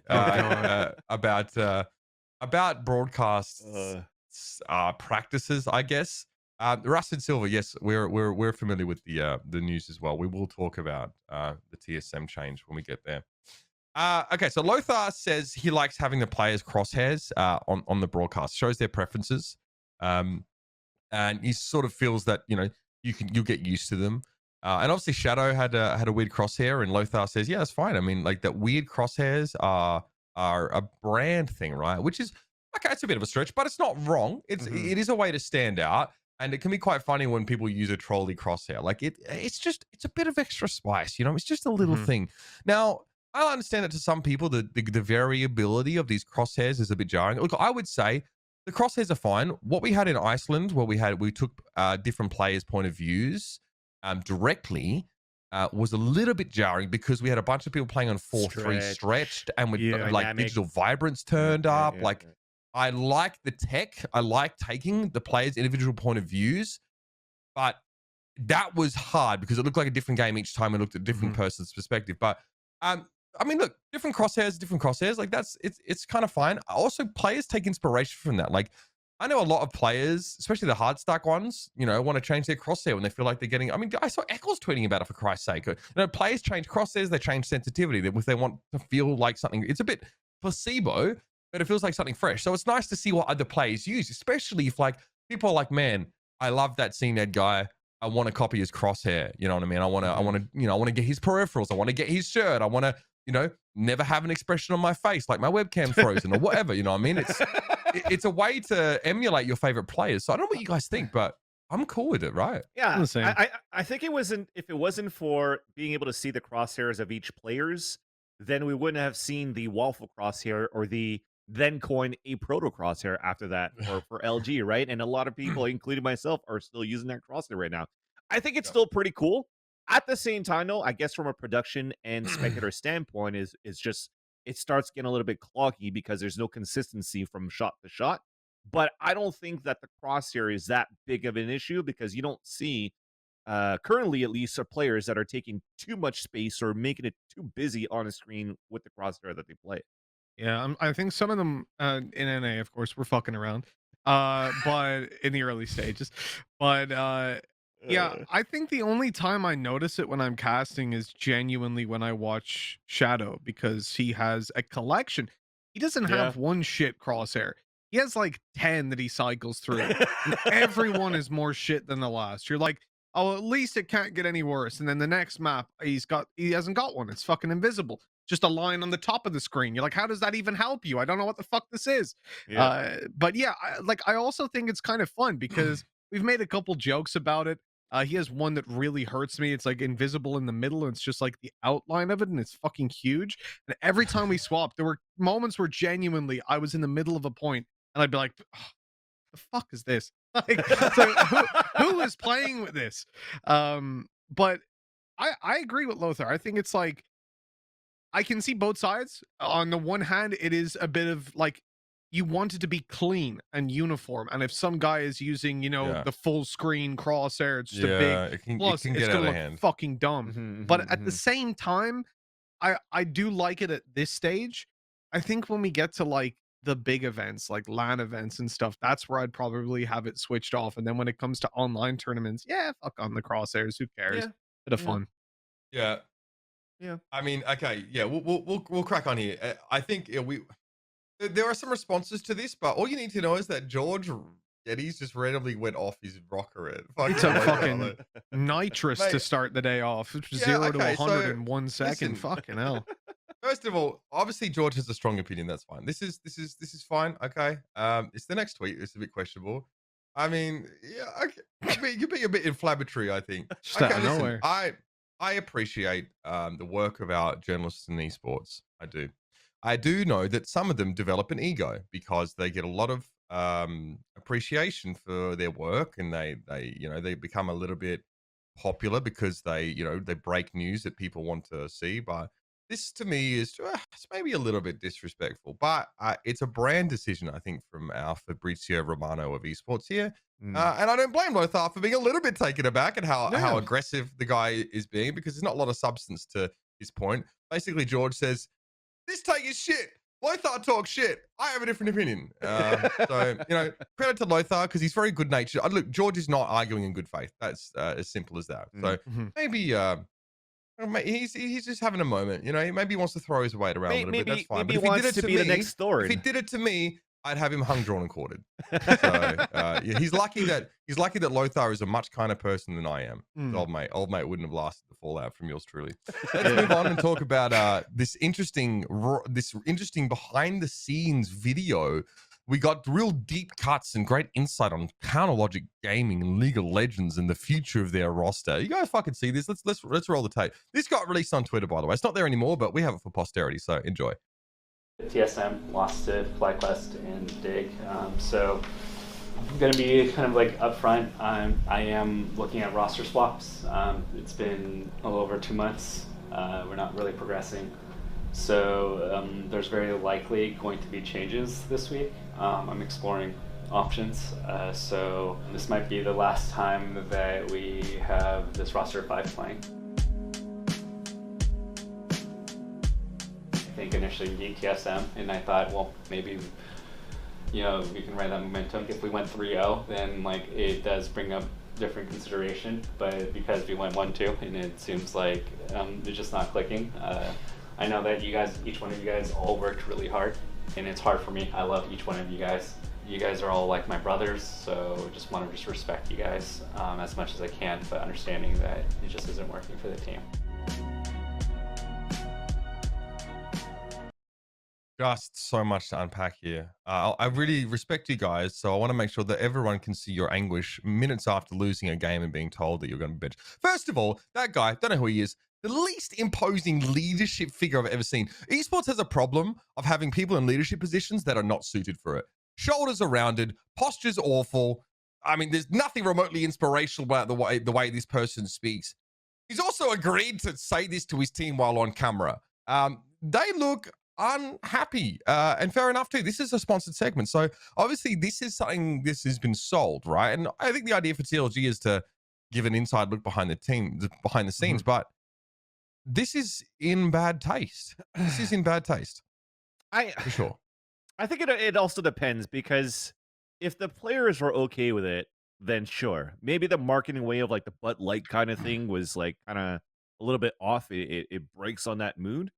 But I think it back up into like a Chicago Bulls, The Last Dance kind of thing, and then you try to create a cool story around it, and then you try to leave like a legacy behind with the players out there, even if they had a good run. I think that's totally fine. Maybe sometimes with the general public, it could get blown out of proportion because some people are talking about oh, this is going to hurt their branding, their image, and they might not be able to find a team or stuff like that too. But I don't necessarily see that there was anything wrong in that clip itself. It was just like, we weren't performing that well. We need to make some changes. And this is the harsh reality of what we have to play in as a pro gamer. But I don't see anything wrong in that. I think it was still pretty cool from a fan's perspective. But again, It's just like Hard Knocks. Yeah. It's pretty much like Hard Knocks in American football. I think it comes down to that was a very uncomfortable video. Like that was not enjoyable to watch. But it depends as well. Like if they're doing if the idea behind it was almost like testing the waters for a Hard Knock style show where they'll follow the team through all of these different events they're playing, the highs and the lows, it's not so bad. If it's like a one-off idea of, hey, we need to make roster changes, let's get Bud Light in and fucking, you know, like shit on these players in front of them, like tell them, hey, you might not have a career anymore, hey, Bud Light, that's kind of weird. But I hope that's not what happened. But either way, it's like, it's definitely not the worst thing. I think it's kind of blown out of proportion with the way people reacted to it. Certainly, like you're saying, like with the, it's going to affect their branding and shit. Like, oh, how the fuck do American footballers survive when they're on Hard Knocks and they like get dropped from the team? What is that the end? No, they still make fucking $20 million the next year. Yeah, so I mean, obviously there's plenty of memes around this. Yeah, it feels like a public execution. Yeah, the tweets about this are great. I think we captured them. Naturally, yeah. Welcome to the Bud Light beheading, the Grubhub guillotine. Oh my god. Yeah, it feels like that. I don't think anyone really has a problem with like the. But listen, I think this behind the scenes, a day in the life of a gamer kind of content is so played out at this point. We get it. They can't sit around in fucking Herman Miller chairs in like a dugout at the LCS arena and their coach tells them they did good or they did bad. You know what I mean? Like, it's okay, guess what this gamer does all day? He fucking plays games for 8 hours. He plays solo queue for 8 hours. This kind of content is not really that compelling. I think a lot of orgs try and, you know, produce these pieces of content. I think you have much more to lose than you do to gain with it, because it's really hard to capture your team in a context that, you know, is going to be exciting for the viewer to get a behind the scenes look, and you risk doing exactly this, showing something either so fucking gut-wrenchingly mundane that all you want to do is go and fucking bang your head against the wall, or it's like that. It makes you feel bad seeing your players that you enjoy and maybe identify with to some degree, you know, looking extremely downtrodden, despondent, maudlin, forlorn. It's not you know, it doesn't fill one with okay, so this comes out from CLG. We know what they were trying to do. It's just unfortunate that it's fucking emblazoned with sponsor messages. And I know why. Yeah, you sold this series to Bud Light. It's fine. It's just unfortunate that we have the combination of something that's rather upbeat. I think the brand Bud Light, like their branding is supposed to be pretty upbeat and chill. Like, have a beer with your mates and enjoy some esports. And then you've got when they signed Kucherov after winning a fucking Stanley Cup, right? Yeah, exactly. You know what I mean? But it's the juxtaposition of tonality between those two elements is extremely grating for people. I think that's why they find it so funny. So, look, a bit tone deaf, I think, by you know, whoever put this together, but also the decision to release it and how they executed it. You know what I mean? Like, yeah, not great. Funny enough for sure. Not great. So anyway, that's you know, I think our producer Ian is happy with it as long as the players are okay. You know, with it. I think that's fair. And I think the boss at DNP, Jason, he sort of. He doesn't like the branding on it, so I think we have a spectrum of opinions on that, but I think we can all agree that it just didn't really hit the mark. You know what I mean? It didn't quite. Yeah, it was heading there. Like the thing is, if they introduce this by doing like, I don't know, 3-4 segments where they're winning, or there's something positive to kind of ease you in, and then this was a part of a bigger picture. Okay, cool. It's just the kind of like scrolling Twitter out of the blue, just. Here's some guy kind of like, oh, hey guys, yeah, we're gonna have to fire some of you. So not compelling as a leadership figure, really. Like, how the fuck am I supposed to respect someone like that? Especially like, when they give that kind of speech in that manner. I'm to win the games. I'm so not moved by you, And we just Mr. Manager. we didn't win the games, and we really wanted to win the games. So God, I'm it's sorry. Just Have you uncomfortable. just been dude. benched? Cool down with Bud Light. It's like someone wheeled a fucking dead fish into the room to give this fucking. Drown your God. sorrows with Bud Light. No, the only way it could be worse Unwind. is that was sponsored by McDonald's because they talk about NA League of Legends players ending up at McDonald's, or Indeed, like the job search website. I think it was Jesus because the Overwatch League is actually is sponsored by Indeed, right? We do these like segments where we talk about their player resume. We give a bunch of stats and history of a player. Oh God, can you imagine? Yeah, so if that was sponsored by like Indeed or something, I would just be like, oh my God. They just go, hey, Reckles, yeah, follow me over here. This is your new PC, so just sit down. This website's called Indeed. It's going to help you find a job. He's like, but I have a job. No, you're dropped. So you need to go on here and search. It's just like. And then someone puts a McDonald's apron over his head. You know what I mean? Like, We blank, found you a know? position for you. Oh, am I top lane now? No, kind of. It flip. Well, What flip? just Is that you're an at the involvement? drive-thru You're gonna flip lane. burgers. Now, I mean, it might seem like us that are like we're just laughing at the misfortune of these And we players. are. Obviously, like, of course. but these CLG, you have to understand, like decent non-imports in NA have pretty good prospects going forward because there's not many. Like guys like Acadian and stuff are probably pretty fine going forward. So, I wonder if this reaction will. I think CLG probably saw the shit that went down with Liquid and all that nonsense with Jat and Alfari and thought, oh, we need to get ahead of this because we're going to make changes and there's going to be speculations and Chinese whispers and yada, yada, yada. So they tried to get ahead of it. And instead they made a bigger meme of themselves than fucking Barney did by tweeting about Jersey Mike's and Chipotle. Anyway, we're going to head to a break. When we come back, we're going to talk about NA VCT because I know people want to hear about that. We're bringing in the one, the only, the venerable Mike's High Definition to help us break that down. So stick around, everybody. We'll be back with Mike's after the break. Welcome back, everybody, to VALORANTing. We had a nice little bit of a break. What's up, Vans? Mitch Mann is back. He's used the bathroom. He's doing well. Relieved. You have no pizza today, Mitch. What's going on? What's for dinner? You already eaten or what? Got some booze? There it is. Oh, I could definitely hold I've on, been chat. muted on I'm, VMix this whole time, so I'm just Was it- silently eating. I have. Yeah, well, I said Is it me or you that's muted on VMix? It's like It must ASMR be you. himself. it was me. It was me. All right. Hey, so we've got some great stuff coming up. First of all, we managed to secure the presence of Coach of Envy.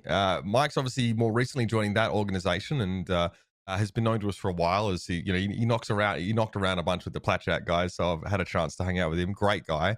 So I want to take this chance to welcome to the show, Mike's HD. Thanks for joining us, big guy. Yeah, thanks for having me. You guys are Holy kind of helping me out reset my sleep schedule this week with this time. So You went to get a haircut good. before the show too? That's fucking clean, dude. Well nah, done. not yet. Mike's HD, the unofficial official NV coach. All right. We got you here, Mike, because we definitely want to get your take on a bunch of the stuff that were happening in NA, but also despite my best efforts to be a little bit provocative towards T1's head coach David Denis by likening him to some hostile AI that's slowly taking over the world by person, turning his players into soulless husks and moving on to other people to devour. He really graciously sat down with our producer Ian and gave us an interview. So we have. It was a really long interview and actually I think really insightful. So, jokes aside, I encourage everyone to check it out. We're going to upload it eventually in its full form on the VALORANTing YouTube page, but we do have some excerpts here that I would like to use to drive a little bit of discussion. So, first of all, we asked, David sort of a bit of his background, how he became to work in the profession that he does, and how he came to work with T1. So, roll the clip. Yeah, I'm, hello. I'm David Denis. I'm the head coach for T1 VALORANT. Yeah, it's a good question. So I'd been following esports for some time. I've been a gamer my whole life. So played competitive Quake 1, the Team Fortress mod, which is kind of the original. That's where Team Fortress started. Was originally a mod for the Quake 1 engine. Played that at a decently high level. In North America. This is like a long time ago. This is in the 90s. And I mean, back then there was like no streaming, no viewership or anything like that. But I was very, very competitive. I practiced every day with my team, et cetera, et cetera. So always loved gaming. Played Counter-Strike when it came out in beta. Played a little bit then, and then I had to decided to take a break from playing games a lot because I just had to focus on my studies.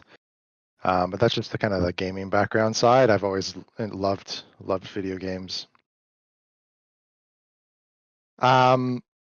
The legacy of winning is the big one, and just the commitment to winning, and wanting to put together a very top level team that's going to compete for the the very top, the championship, as well as the players.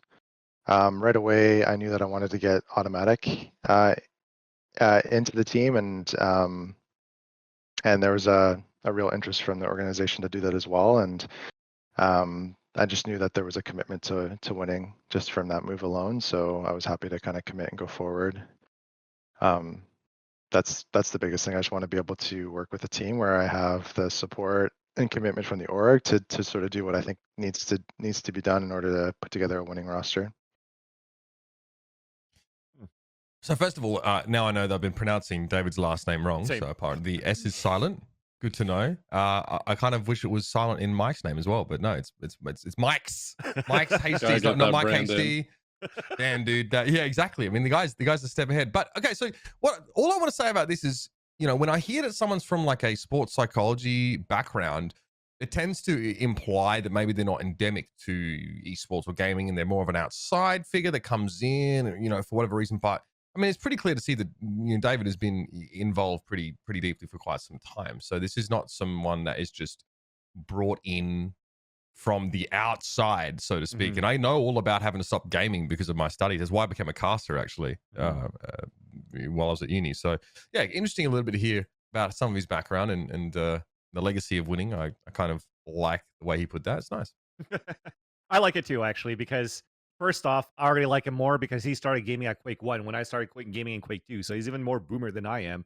But I like the background that comes from, like competitive gaming, understand when it comes from back then before like even esports came back out in like 2011, 2012, whatever it is.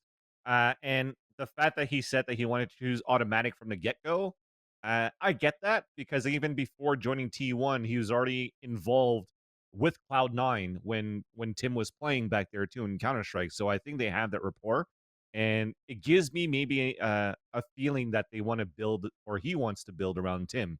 And seeing the roster right now, having more Counter-Strike players in the roster, who knows what's going to happen with Spider after. But it still shows that he kind of knows what to do at this point, and that, like you said here, Mitch, he's not from the outside in. I think as a head coach or studying as to be a psychologist or whatnot for sports, he still has a mindset to know tactically how attack FPS should be played too. So it gives me a little bit more confidence as to his background and what he's trying to accomplish with T1. I think one of the most compelling stories in Valorant for me, or at least in T1's case, is what is Brax supposed to do in this roster? What is his role? He leaves, he goes to TSM, he comes back. You know, we've heard of like potential role swaps. Like, you know, obviously this is a player with like a long and kind of complicated history ever since he was a young guy in esports. Obviously, those remember he's banned from Counter-Strike for match fixing. So, you know, we asked her, David, tell us about Brax. What's his role? What's the vision for this kind of player? I think this will be a quite interesting little excerpt. So let's roll this one. Yeah. So when I came on, it was the roster with Brax AZK, and could right away see this was when Brax was playing Jet for us, and I could see his talent right away. He's a very talented player, really skilled, has really solid game awareness, and that, like, there's something when it happened when he first came back. There was a week of practice where he didn't lose a single clutch, and it was like really crazy clutches, and this is all in scrims, where he'd like win like a 1v4, and it just looked like he was mind controlling the opponents to just take the stupidest peaks ever and to like come at him one by one.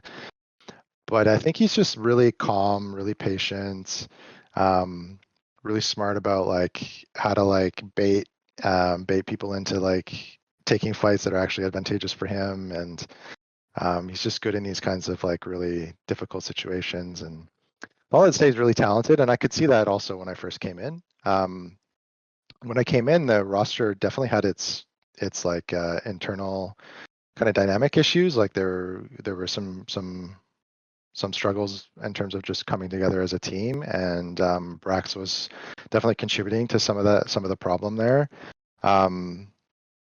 And to his credit, he understood that also and took some responsibility for that. So, but at the end of the day, you know, I told him what I needed from him, for him to, for me to be happy with him staying on the roster, and he let me know what he needed, and we just couldn't come to a place where we're able to sort of like that it was a good fit. It just wasn't a good fit at the time for where he was at and where we were at in terms of team, like what I needed for the team. So we just decided to part ways at that point. So I think he kind of came around in terms of coming back. I think there were some changes for him. I don't really want to put words in his mouth. You know, you could always get him on the show and ask him yourself if you want to. But what I can say is that he's happy to sacrifice for the team. He's happy to do what's needed, play any role, play any agent. Yeah, he's contributing. He's a real positive force. Like he's an excellent team member. And so we get to, that's all there. And then the quality of player and his skill and sort of game knowledge, game awareness, etc. All that stuff is of course still there as well. So we're really happy to have him. And yeah, you know, he's playing Sova for us. He's playing Killjoy for us. He's just doing what's needed, and that's what you need on a team. You need everybody to fulfill their roles. Not every single role is like the most glorious role on a team, and yeah, sometimes you don't get to do every kind of job has the scut work that comes with it, like the part of the job that you don't necessarily love, but everyone needs to sacrifice in order to get the team to the successful level that you're trying to get to. So, I mean, this is quite interesting. I'd love to get maybe Mike, even your take on this, because you know we hear a little bit about what Brax's not destiny, but what his intended role is on this team. Do you feel like you know, this is where you think Brax can be the most successful? Because I haven't been able to get a read on him as a player in Valorant, and I think so much of his image is clouded by high expectations and also his complicated past. I don't know if you have any thoughts about him as a player, obviously, you know, as far as what you can say as a coach T1 goes. played them, so. Yeah. Well, I always thought the duelist phase was kind of weird because I've seen this happen with a few teams now where they suddenly want to play duelist when the team's struggling. So maybe they decide, okay, I need just to like frag out and take over for the team because whatever we're doing right now is not working. And he's obviously a very talented like player mechanically, but the thing was with Brax is you have a player who just isn't going to give up a first kill in the first 40 seconds around. He's kind of like a rock, you know. He's not going to give away anything. He's going to stay alive. And then obviously as the round goes on, he's more effective. The more information they get, the better he can lurk, the better reads he can have in the post plant. He's really good. So I think these roles now where he's playing Sova, Killjoy, kind of like what he was before, where he can play that slower round and be alive longer and have more impact is generally more of his role rather than like the Jet experiment they went through before. He feels like a low economy player, right? Like someone who's dependable that doesn't require a ton of resources to be invested in, right? The kind of guy that makes it easier to empower like another individual on a team to maybe do a bit more. That's the kind of sense I get from him. But the problem is that that's not what his reputation seemed like. Because when he came from Counter-Strike, everyone was like, this guy is a star player. Like he's someone you build the roster around. And that we may erroneously have, well, at least I did, I regarded that as sort of saying that he would be like a flashy, flary, superstar-y kind of player. But Vans, it doesn't seem like that was really Brax's destiny and even his preferred playstyle at all. Yeah, but I even think in the end, if it's a play style that suits him well, he could still turn that type of role into the play style, into the superstar role as well, right? Because I was going to say this is very similar to like maybe what we were discussing before as to what could Scream potentially do right now for Liquid if they want to try to like build around him as a superstar player, but where Jet might not be necessarily the right role for Scream. And when Brax tried out the Jet, yeah, he was able to get a bit of impact, but it still came to the demise where he got dropped and then went to TSM. But now that he's able to play roles that not only he's comfortable in, but a role that he could continue to clutch in, such as a Sova player or even a Killjoy player, then it still fits his playstyle. It doesn't necessarily have to be flashy or being the first point of contact in, but if it's going to help you win those rounds and it helps you put the impact into a team, then it seems to suit him just perfectly enough. We asked a little bit about Curry, right? One of the more promising players, sort of came up from sort of I think it was in Counter-Strike, right? He was a CS player. So Curry comes in, and we see him, initially take up the role of like the Viper and stuff as this team tries to incorporate some more of the post-plant centric style.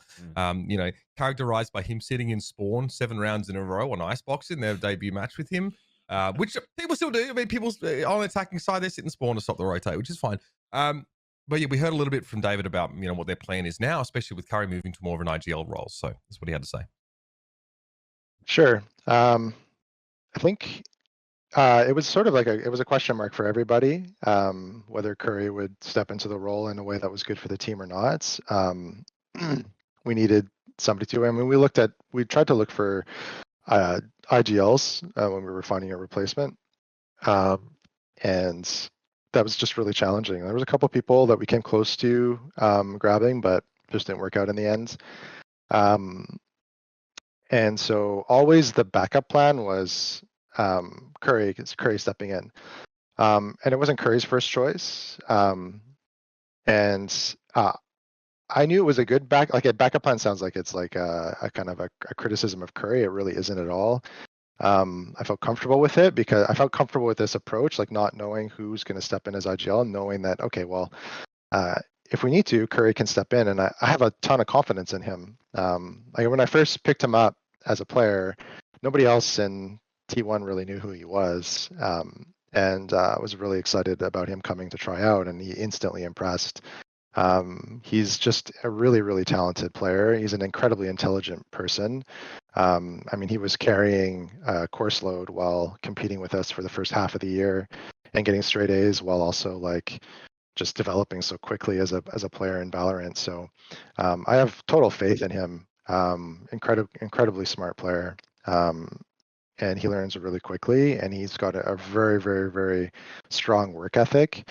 And just with the way that he's managed everything in his life so far, he knows how to juggle multiple roles and have a structure for himself in place. And he's committed, responsible person. So it kind of all the pieces were there. And when I couldn't find what I thought was like a really, really high level IGL, and just to be clear, like losing Sam and dropping Sam, there was a real loss there. I mean, Sam's a really strong leader. It's a really clear idea of how he wants to play the game, gives a lot of structure and direction to the team. And he's also really, really smart. He's one of the smartest IGLs in terms of reading kind of what the opponents want to do and calling in reaction to what he thinks is going on and reads on the game. And there's a lot that we lost there. So I wanted to make sure we had somebody really good coming in. And I mean, I think actually it was kind of like a bad luck, good luck situation. Bad luck we couldn't find somebody right away, or some of the people that we were kind of gunning for, and then good luck that we got to see what Curry can do, because he's really stepping up really beautifully. He's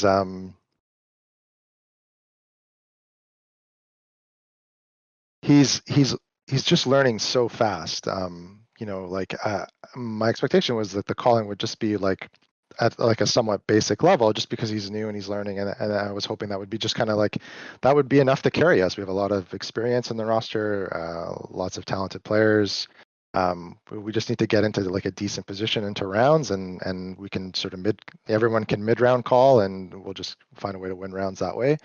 But he's developing a more and more nuanced, and he's got more depth to the way he's thinking about the game and the way he's approaching his calling, and it's just accelerated so quickly. It's exceeded my expectations of what was going to be possible in the short term, and yeah, I'm just excited to see that keep coming. Like, I thought we had a pretty strong showing against Envy, and in particular, a lot of what we were doing on Split, was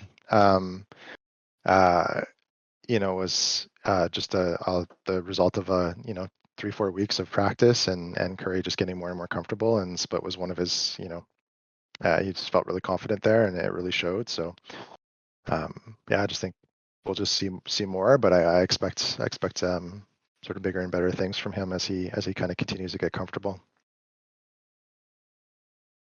Yeah. So great answer, obviously from David there. Vance, you got something to say? Just real quick, because he talked about, it looked pretty good against Envy for a short time, 13-5, whatever it was on Split. But then I think I forgot to mention the 13-0 that they suffered on even after against Envy. Sure. I mean, yeah, I've always said this about T1, but now more than ever, like when they lose, oh man, it's like it is rough. And I wonder how much that has to do with, like, the sort of personalities in the team that can sort of bring you back, mentally after being in that kind of position. But it really does seem like this is a longer term project, right? Yeah.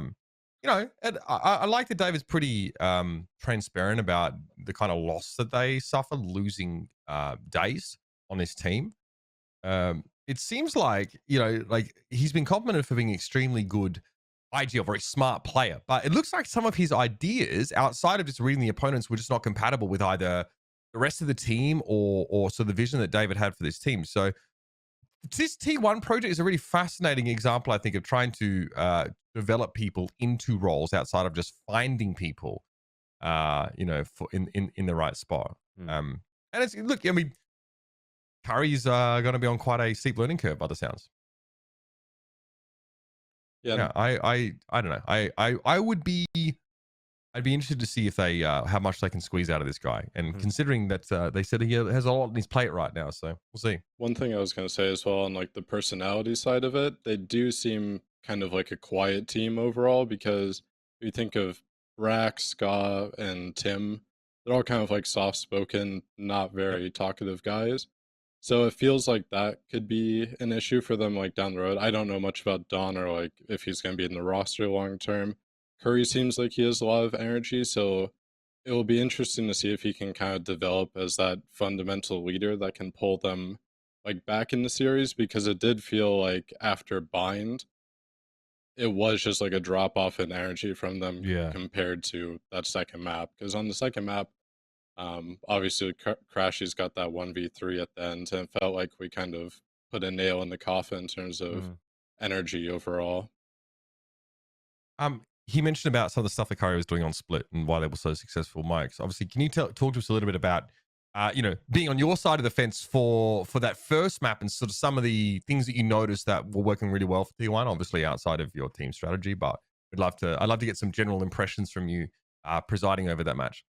Yeah, so for Split Defense, they had a very well thought out setup where they were just blocking down mid control. So they would usually pair the Viper and the Killjoy on one side of the map to lock down that bomb site, and then the Sky Rays would be towards middle, and then the Astra would be on the other side. And then they'd have the Viper wall for mid, the Astra Star, and then they have obviously all the Sky and Rays util. So they just kept cycling util throughout the round. So it was very hard to actually like press mid, because mid is so fundamental for Split, because you need to threaten the ropes push, the B male split. You need to be able to do any of that in a round. So for us, it was kind of hard to stump it, because it's like you can't really break that Killjoy Viper setup wherever they're at, right? There's just way too much util between all the Killjoy and Viper stuff. They can just delay forever. So we really need to force mid somehow. And I just felt like we're constantly bashing our head up against the wall, because by the time the Viper wall goes down and the Astra Star is gone, now Curry's flashing through the smoke, and they're Rays nading, or they're fighting, or they're triple swinging, it just felt impossible to fight that. So they did a really good job on that half. Looked like you were kind of getting starved a little bit on the extremities of the map as well. When you couldn't sort of take mid, you had to try and find some action, Yeah, try to pull a rotator somewhere. Yeah, didn't have the option to split on any of those sites. We obviously the newest addition to this team was Dawn getting promoted from the academy team for T1. So we did ask. This is, I mean, part of a wider interview that we're going to upload on the YouTube later. So for those that are really interested, you know, I recommend checking it out when it goes up there. But we asked David a little bit about Dawn, you know, about him coming up and what he saw in him and his role in the team. So this is what he had to say. Yeah. We'll answer the second part first. I'm less involved with the academy team overall. I have our assistant coach Stunner, Cody, who he takes the lead there, and he's been doing a really great job. The original kind of roster that we put together with ANS just didn't work out because he just wasn't into it. He wasn't into Valorant, so he ended up deciding to switch back to Overwatch. So the kind of ramp up and getting our academy team to a point where they can actually start to compete in some of these smaller, the like NSG tournaments, etc. It's taken longer than we had hoped, and all the guys are really, I know they're really anxiously awaiting the chance to kind of get to the point where they're ready to compete and show their stuff, and we're excited for that too. So the delays have been unfortunate, but Cody's done a great job with the team. He's done a lot of the work around scouting and developing those players. Yeah, I'm just excited to see them compete. I'm really excited about the current 5 that we have. There's some really talented players on the roster, and yeah, it should be really fun to see them play and compete. Some of them I have. I mean, in terms of my involvement, I'm not really involved in the day-to-day running of the academy team. I'll sometimes have conversations with some of the individual players. I helped with the initial scouting and assessment of players. And whenever we pick up new players, I get involved in that kind of selection process. But then it's Cody takes them and kind of runs with the team at that point.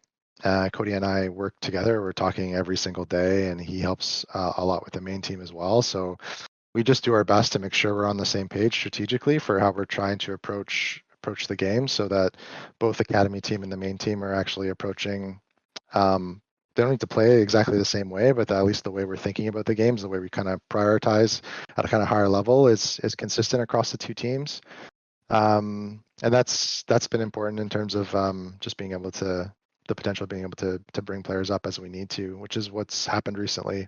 Dawn came up as a response of needing to have somebody fill in Spider's shoes, and Dawn specifically is really consistent performer. He's he was on the Pittsburgh Knights, and that team was actually looking like they had what it takes to kind of threaten top level teams at a certain point when Dawn was on that roster, and I think Dawn had a pretty big role to play there. He's got a lot of talent.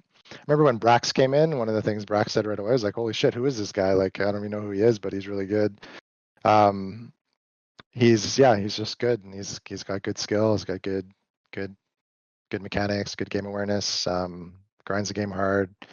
I think the biggest thing for him is just the experience. He just needs time experiencing matches at the top level, and I think one of the things that as you transition to playing on a top level team is just getting to the point where you're able to just trust your instincts and play your game, play without fear, or even if you're feeling afraid and anxious, you play as if you aren't, and you just really go for it. And we'll see how Don steps up from as we see him in more matches, but I expect big things from him. I think he's really talented. All right. Obviously, a little bit of the discussion about the philosophy of this sort of academy team and how they run it. So obviously, Cody is Stunner. For those that are wondering, we discussed obviously him in the past and his sort of situation. But obviously, yeah, Dawn's a promising prospect for this T1 team. But man, they've really changed tact, right? Building this team around like Brax and having Dazed here and having Fraud in the coaching role to now trying to operate this pipeline, from an academy team building around Automatic and Scar, who never really gets discussed. Scar is like a champion in Counter-Strike, and still looking to find his place, on this roster where he's not even playing sort of flashy stuff. So I mean, let's look ahead for T1 before we start talking about NA at large here, because it feels like they've got a bit of a roadmap, at least, and something to work towards here. And you know, getting a map win every now and then seems good. But at what point are they going to become really competitive? What point do they make it into T1 or Tier 1 rather? Excuse the pun. I think it's Damn, getting you're there. easy, please, Vans. I Damn, that wasn't even funny. No, listen, it's all funny. It's always funny. Everything's funny. I love having bands around. You see, I'm already laughing now. No, but I think they're on the right track, at least for T1. I feel that with Dawn, yes, they look pretty good right now for that roster, and they did look pretty competitive versus Envy, almost qualifying to the close qualifiers. But then there's always in the back in that question that actually David Denis just talked about is what happens to Spider. I know that Ian was already talking about how, you know, he's still under, like, this is on the extended interview, but he's still under recovering from his injury. He can play a bit, but not consistently. Is this going to be like a permanent return? Is Dawn going to be a permanent mainstay? And as he mentioned, Curry being like you know, a secondary option into IGLing that turned out to be something pretty good. Will it eventually be that solution as well, right? So yes, they're on the right track. Can they make an impact immediately? I think they still have to find their footing, but is it going to be as drastic as trying to switch a roster almost every 2 or 3 weeks like Energy? Potentially not. So I think they're on the right track here. Okay. They seem the opposite of NRG, to be honest. NRG's picking up these like flashy superstars from other teams and still struggling to get the results, whereas T1 seem like a little bit more measured in their approach. All right, let's see if we can do this in half an hour. Yeah, Vans. We've got to talk about Okay. VCT and 8. There's a ton to talk about here. This is why we've also got Mike's here as well. As someone who's pretty close to the situation, let's have a look at the bracket. Let's take a wide view of things here. So already, last week we talked about this, right? Rise and Pioneers are in the mix here. So these teams that have sort of really come up rather quickly. Pioneers, a lot of that your previous United roster. Give us some, pretty crazy results. Envy handles them, and then they go to the lower bracket to knock out version 1, who were representing North America and Iceland. That already is a pretty big result. Look, Mike, you've played against KCP in this bracket, so I'd love to know your thoughts on them. You're the one that sent them into this matchup. Yeah, so I remember after we 2-0'd them, one of the first things I noticed was like a lot of people saying, oh, Envy played this match so close, it should have been a blowout. And it's like, the more I read comments, is like, I felt like people didn't actually watch the match, because these guys are way better than people actually think. And they have the help of Fraud now too behind them. So they definitely have a lot of experience between like him, Odorous, JMO. It's not a bad roster. And they definitely, like, I think their attack sides need a little bit of work, but the way they were playing defense on Ascent especially was just so hard to combat, because they have Astra, Sage, Killjoy, and they would just stall you out of sights all the time. They're making good rotations, and all these guys seem pretty well individually talented. Yep. So it felt kind of weird that people were kind of sleeping on all of these tier 2 teams after the fact that everyone was talking about like, tier 1 teams are behind because all these tier 2 teams are playing tournaments. It's like, well, then you immediately do a 180 and be like, oh, Envy should blow them out. It's kind of weird to me, but it's so hard to pin down the psyche of the average fan, right? Because it does vary a lot. There is a spectrum. Yeah, it's the same thing that always happens in EU as well, though. If you're not backed or going into even further CIS and Turkey, when these guys merge in, Oxygen were a prime example. If you're not backed by a recognizable brand like an Envy, like even a T1 maybe, people will look at you and just go, oh, it's some random guys. Like most people don't have the depth of knowledge that will just casually watch to know like, oh, this guy used to actually play for a really good team and all that sort of shit. So sadly, we get that a lot. And I've seen it so many times, man. These VLR threads and spike threads and all on Reddit, where they're just like, oh, how could they lose to them? How could they? Just because you got a tier 1 org backing you doesn't mean you're a tier 1 team. Yeah. That's and vice versa. And that's a thing for KCP. Before they actually became KCP, it was like we already talked about the core of like, a couple of players from E United. Then you have Odorous coming in, and he was like kind of on the decline of where Dignitas was. So like in terms of like scrim books or whatever, when you're looking at this Mm-hmm. roster, it's like, oh, these guys play for E United. E United didn't do much, so A equals B, B equals C. C means they're not going to be as good and make Oh, an yeah. impact. And then suddenly it's like, oh my fucking god, Virtuoso gets an upset against Energy. Now they play against KCP. It's like maybe the Virtuoso team's that up and comer, but because KCP won, it's just like, okay, well, again, they haven't done much in the tier 1 scene, so we might not be able to see them that much. But as Mike, or may be able to make an impact. But as Mike was saying, is that they have Fraud right now in the roster, and I'm pretty sure they didn't have that much time to prepare getting into the close qualifiers. And Fraud had some simple things like, here are some main game plans of tendencies for some of these teams. Let's see if you could apply it. And what Danny's been telling me was that they really take it to heart, because Fraud has, he's a competitor at heart. He wants to pull up the middle finger and say fuck you to every single person that didn't trust in him, or trust in his coaching abilities, or trust into his, or what he could bring onto the table and how he could push a team. Then you look at United, or should I say 3 players of the KCP core.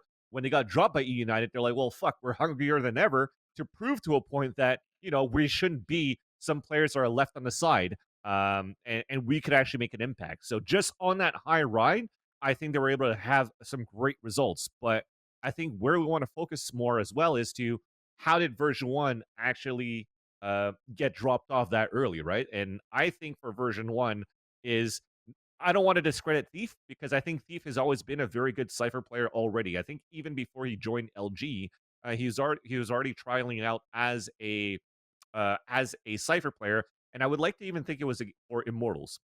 So he's comfortable playing that role as like a Sentinel, where Zelsis kind of like started to switch out of a duelist to a Sentinel player in Iceland. But then also when they're playing in their matches against Envy, they also changed their play style too, because they took away the Astra, bringing the Omen in. They're trying to be a little bit more explosive, and Envy just is able to contain that very well. Especially we see how good Envy is on Haven, except against their match against 100 Thieves.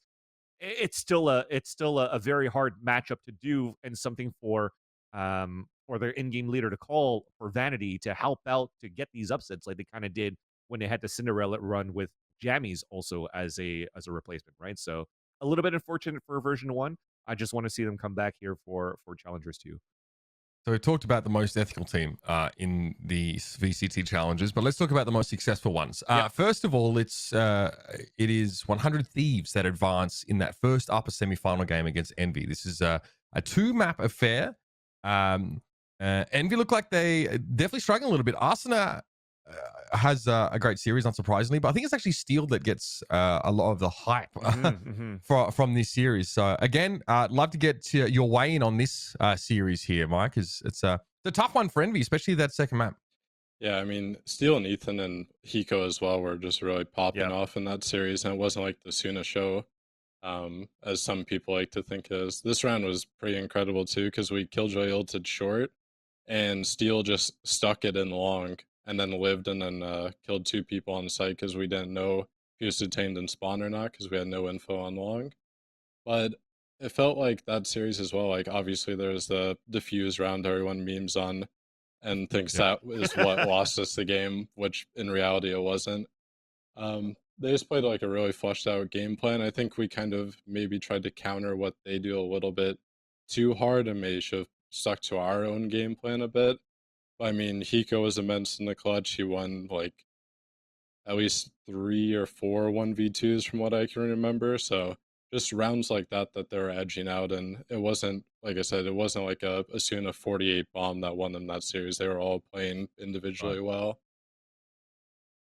Yeah, I tend to agree with Mike's too, because the Asuna show was really that matchup against version 1, right, where he dropped like a 48, which is the highest amount of kills we had for a VCT. And the story could have been different maybe if they actually did win that map for version 1, because they'd go on to split on the 3rd map.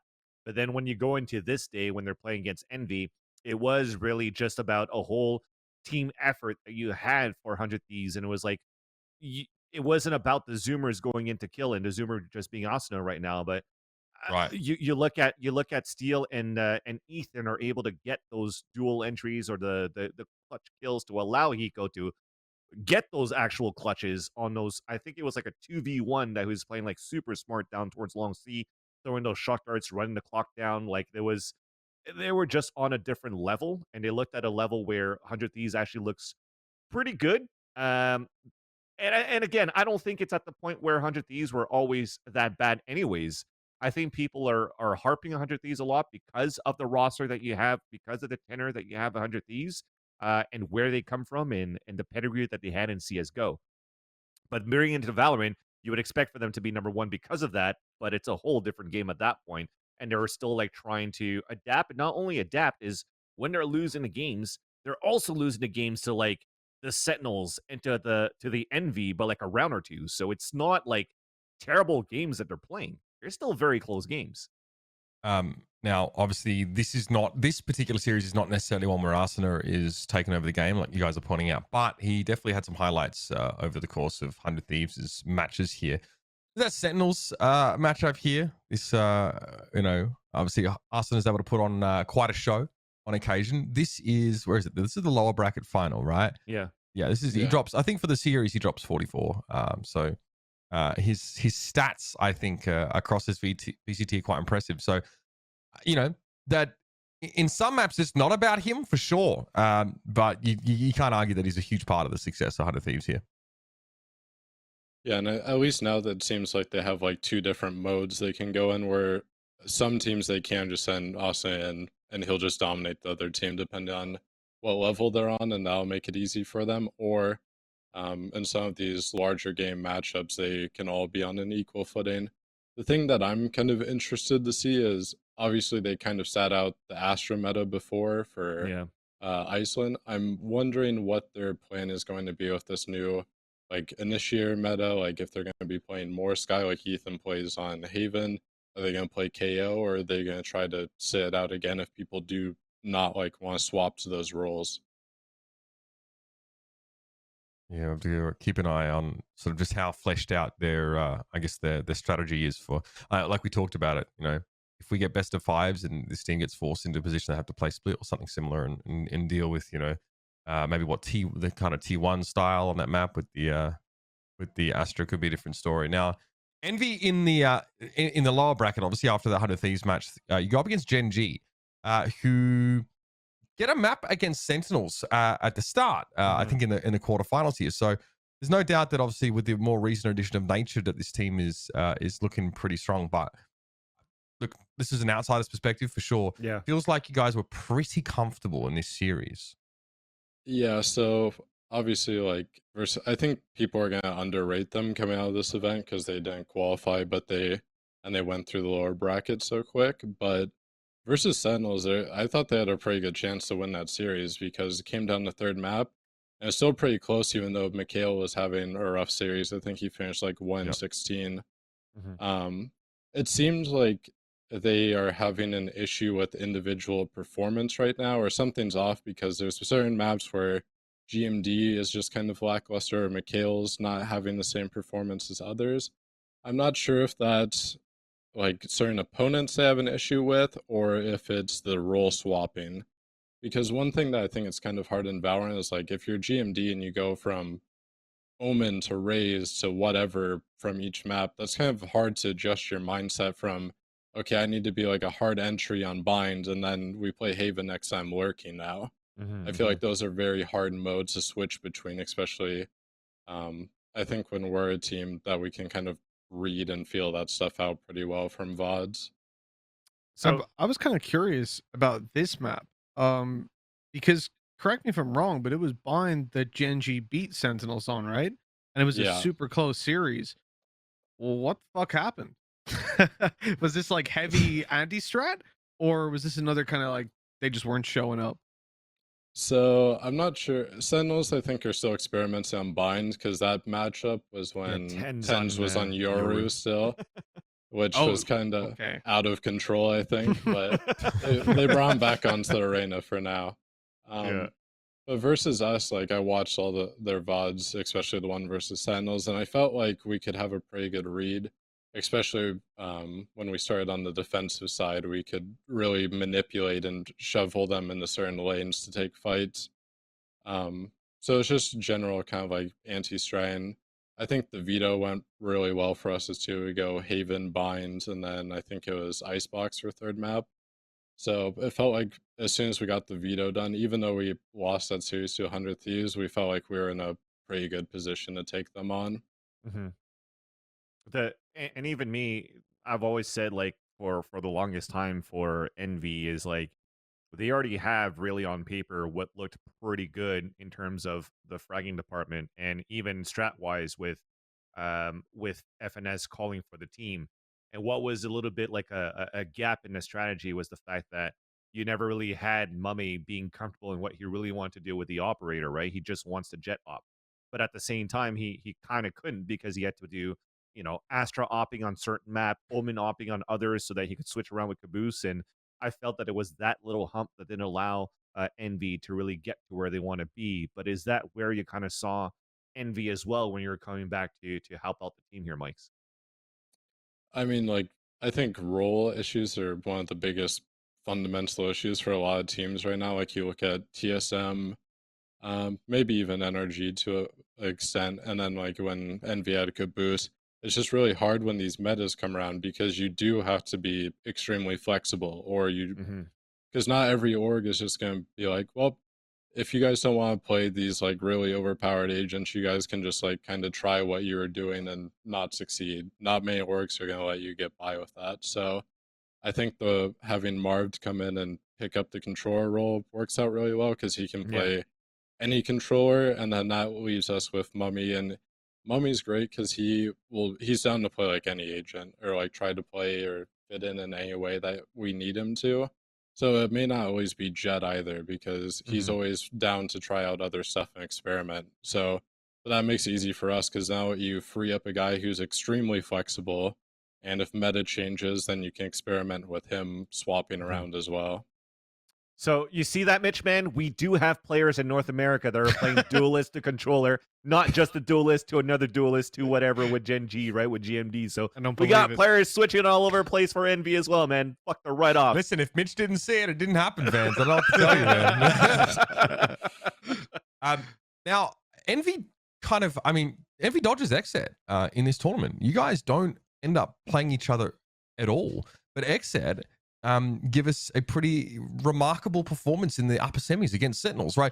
I think, Mike, you already sort of allude to the fact that Sentinels looked like they could have lost that first series against Gen G, but against Exed, it happens. It legitimately it happens. So a pretty close series. We get to really see like players like Pure R and BCJ kind of pop off a little bit here, but I mean, what an impressive performance against a roster who I reckon even with Zekken coming in as an unknown factor, I think people were maybe underestimating a little bit. Man. Yeah, and I think Zekken especially is like really individually skilled. He's someone that I've seen play before, and he just can adapt to different agents really well too. It seems like, especially him picking up the Sky and looked really good in this event. And I think Def as well is going to be a huge help to them because one of the largest issues, I think, at least with XEP before, was that their attacking sides were pretty bad because they would kind of 4-1 default around the map. It felt extremely readable before, and now it seems like Def is actually like manipulating rotations. There's a lot more mid rounds and late round calling going on. It doesn't feel so stale. So I think now they're actually in a position where, you don't have to have like a super good defensive half and try to scrape it out on the attacking side to get a win. Mm-hmm. I agree with that too, because when we look at when they lost, we did at that point. It's like, well, fuck, that's such a key component into what Exet could bring right now. And then also Thwifo, like even Mike's and I had a conversation while we're doing watch parties that, is Aaron really like a 1-to-1 upgrade to Thwifo? And I personally thought that Aaron was going to be like, yeah, it's just a 1-to-1. There's not really a huge upgrade. Maybe they even lost now that Thwifo's gone from this roster too. But Aaron still looked pretty good. But I do agree with Mike as well for the Zekken and especially Pure. I think for those two players right now for this team under Death's leadership could open up so much right now for Exit. Zekken in his time with Noble, they were putting a dent in the tier 2 scene as Noble, but then we only know about Zekken a bit from there. Now that he gets to compete on the big stage at the tier 1 level, and he even tweets it out later saying like, look, I've actually now feel very comfortable, and it's such a feels good moment that I'm able to put up high numbers and play with confidence against the best, against the Sentinels, and still play pretty decently. Pure is putting great numbers right now, as you know, he's kind of, for me, slept upon as like a good Jet player right now, right? Because we talk about Shazam a lot, of course. We talk about Tens as a Jet. We talk about fuck, what's his name for version 1? It just escaped Penny. me. Penny, thank you so much. So Penny right now for version 1, but Pure for me is like another one that maybe didn't have such a big name in that Counter-Strike scene, but in this group right now for Exit under the IGLing of Def is still going to look pretty good. Like overall, like these numbers, you're getting good stuff out of your duelist, right? He's getting these first bloods right now. Zekin's doing his job as to carry the weight as well as flashing for the team, using Sky as like a semi-duelist. But then BCJ somehow had also, not somehow actually, we always talk about BCJ as a top silver player as well, but he had a very, very good series overall last weekend. So Xset, if they continue the way they are right now, you could definitely see them as it's not maybe a hot take for you right now, Mitch, if you're putting right now Xset as a top contender in NA. Can we set our sights a bit more on Sentinels here now? Because after losing that game to Exit, they do the Sentinels thing. They run that lower bracket like it's no one's business. So they go up against their qualifying matches against Pioneers, right? Mm-hmm. So Sentinels already should be wary because they've been upset theoretically, once. And this Haven map, I think KCP they banned Breeze, by the way, because Sentinels, I think later they do pick this map against Envy, and it's quite an exciting one, but it is a Sentinels win there. So, why do we think this Sentinels team has maybe a harder time than some people expect them to here? Again, we're not going to be like, we're not going to be ignorant to the fact that a lot of the teams they go up against have really worked very hard and have improved greatly. But this isn't that same brand of dominance I think that Sentinels brought, at least in this part of the bracket. I definitely do think that it's Exec that definitely stepped up to the plate for their matches in their series right now too, right? To make it to the grand finals and even making it from the upper brackets. But Sentinels, I think against KCP, I think, again, to not take anything away from KCP, is one of those matches where it's going to be like, okay, well, it kind of does make sense, or it would be the hugest upset so far of the VCT to see KCP win against Sentinels right now. So it's not that, I wouldn't say it's not necessarily supposed to be that impressive that Sentinels made it forward. It's just like, okay, check mark, let's move forward, and we've qualified. Mm-hmm. But I think it's more on the Envy matchup here that for you, Mike, did it feel like it was just a qualification, like playing for a CD type of matchup, or did you guys put a little bit more on the table here? I mean, we definitely covered the basic stuff. Like, you watch the VODs, you talk about like a game plan, of course, but at the end of the day, like going into that Saturday game, it's like you're already super relieved because you made top 4, you qualified. Seeding's one thing, but you don't even know like what teams are going to look like in a month. Like, who knows like what Xset are going to look like when August comes around in that second seed. So I think Sentinels as well, it might just be a little bit of like post-win laps for them where they kind of take their foot off the gas a bit after winning Iceland, but I can't imagine they're not trying to win Berlin, right? Like, you obviously want to keep winning and dominating until the end of the year, so it'll be interesting to see if like what kind of tempo they come into playoffs with. Yeah, I think we see them advance through this series against KCP, who do a great job to advance so far to the point of sort of qualifying. We interviewed JMO, I think, in week 4 of this year after he left IMT. So that's been a great run for them, and I think expectations for them are now going to be renewed and high, and there might be some attention from other larger scale orgs. So we get Sentinels go up against Exet in the finals here. Sentinels, after making a pretty nice run in the lower bracket, I think it's 2-0, 2-0, 2-0 against Envy, 100 Thieves, and KCP, right? So they get this match up against Exet, and I think a lot of people already... Oh, what was that predictions? I think I predicted... who did I predict to win this? I think you predicted Exit, didn't you? I might have, yeah. But but again, they obviously exceeded my expectations still coming into this. It's a best of 5 series again. And again, it's for seeding, right? So, like Mike sort of just pointed out, it's not that we ignore the matchup, and it's not that, the players approach this is just not caring, but the tension of qualifying definitely isn't there anymore. So that can produce a different outcome sometimes as far as this series goes. We get to see Sentinels really have to fight tooth and nail. I think that map which was Icebox? Was that map 2 or map 3? Map It goes to overtime. Yeah. So that was one of my favorite maps in that entire series. But we can start by talking about Breeze, because Sentinels again picked Breeze. Mike's, you guys dealt with them on this map. They picked it against you. What are your thoughts about Breeze in general, about how Sentinels are playing it? Because you definitely had your challenges going up against them on this unique kind of map. Yeah, so one thing that kind of caught us off guard was they were playing Killjoy, because they normally were playing Sage. I think Sick even talked about it a bit, apparently. But that kind of caught us off guard, because obviously when you have the Sentinel, it's hard to play defense on this map right now with 5 people. It feels like a 6-person map when you're playing defense. So I imagine a lot of it is they're using the Killjoy to be able to like shift people over, and then once the turret or alarm bot activates, then they can kind of shift their pieces around the map. But at least for our defense against them, it was more of like a very heavy death match towards mid, because we were playing like a double duelist double comp. controller, Yeah. So we were taking more of those mid fights, but it seems like they're still kind of trying to figure it out. I think they were playing Breeze, just trying to get some match time and figure out like what works, what doesn't, because going into this, like XSET were doing pretty well on Breeze from what I remember, and they obviously have like a way different comp theory where they're running Cypher and Killjoy, trying to shut down like every part of the map. So I think it's kind of like early Icebox, where right now playstyles are going to change pretty drastically, because teams are still very much experimenting with like taking other teams' ideas, like, oh, this is really good, oh, our idea was garbage, we need to change this. So it'll be interesting to see for next qualifier. Yeah, the map is fascinating, because in your match against them, they had double initiator, they had Sky Sova, whereas you guys played sort of the Omen and the Viper against them, and what felt like a little bit more of maybe a standard look.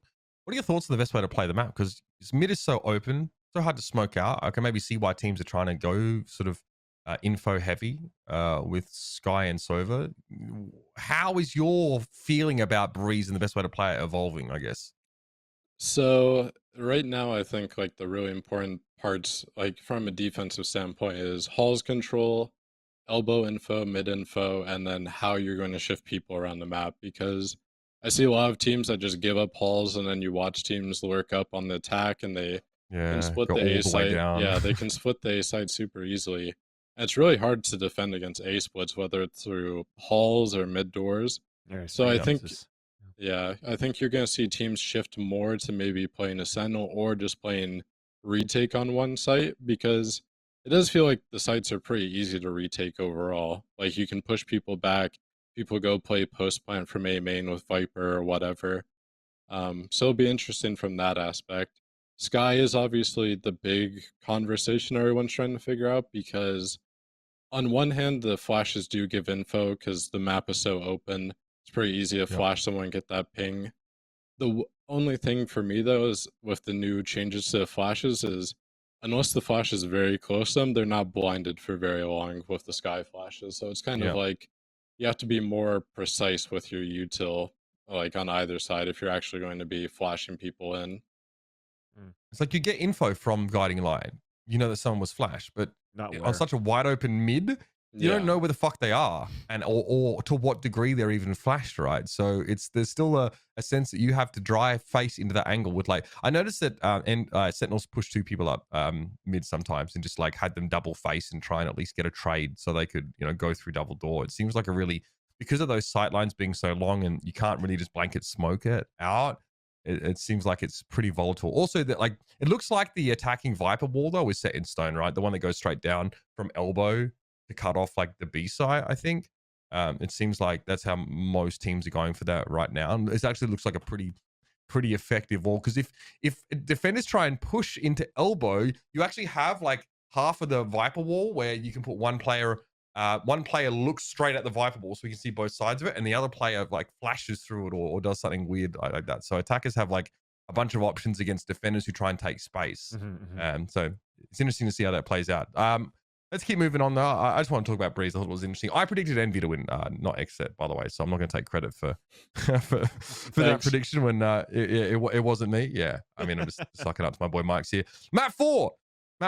Okay, we have to bring it up. I mean, I was think, close. So these predictions were the team that would lose to Sentinels in the finals. Yeah.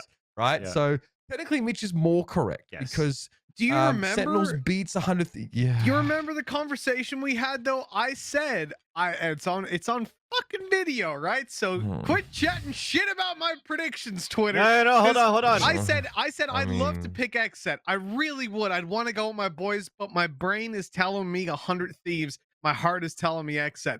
So I basically got first and second place, and you fuckers lost. No, I thought the conversation went something along like, "Oh, you guys made it easy for me by taking Envy in version 1. I guess I have no choice but to go safer." No, that was an EU. That was an EU. What are you talking about? That was the EU predictions we did. Stop trying to fuck this up for me, man.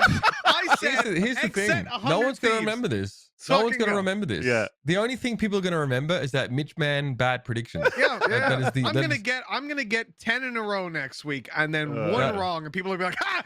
Hey, he cursed it." Oh yeah, you don't understand. This is how influencer culture works. Like, it just has to be said once in the past, and you could contravene that fact for the rest of your life, but it won't matter because the one that people remember is you predicting every team to get it wrong. So you would need a success of equal magnitude to even sort of somewhat nullify that stigma.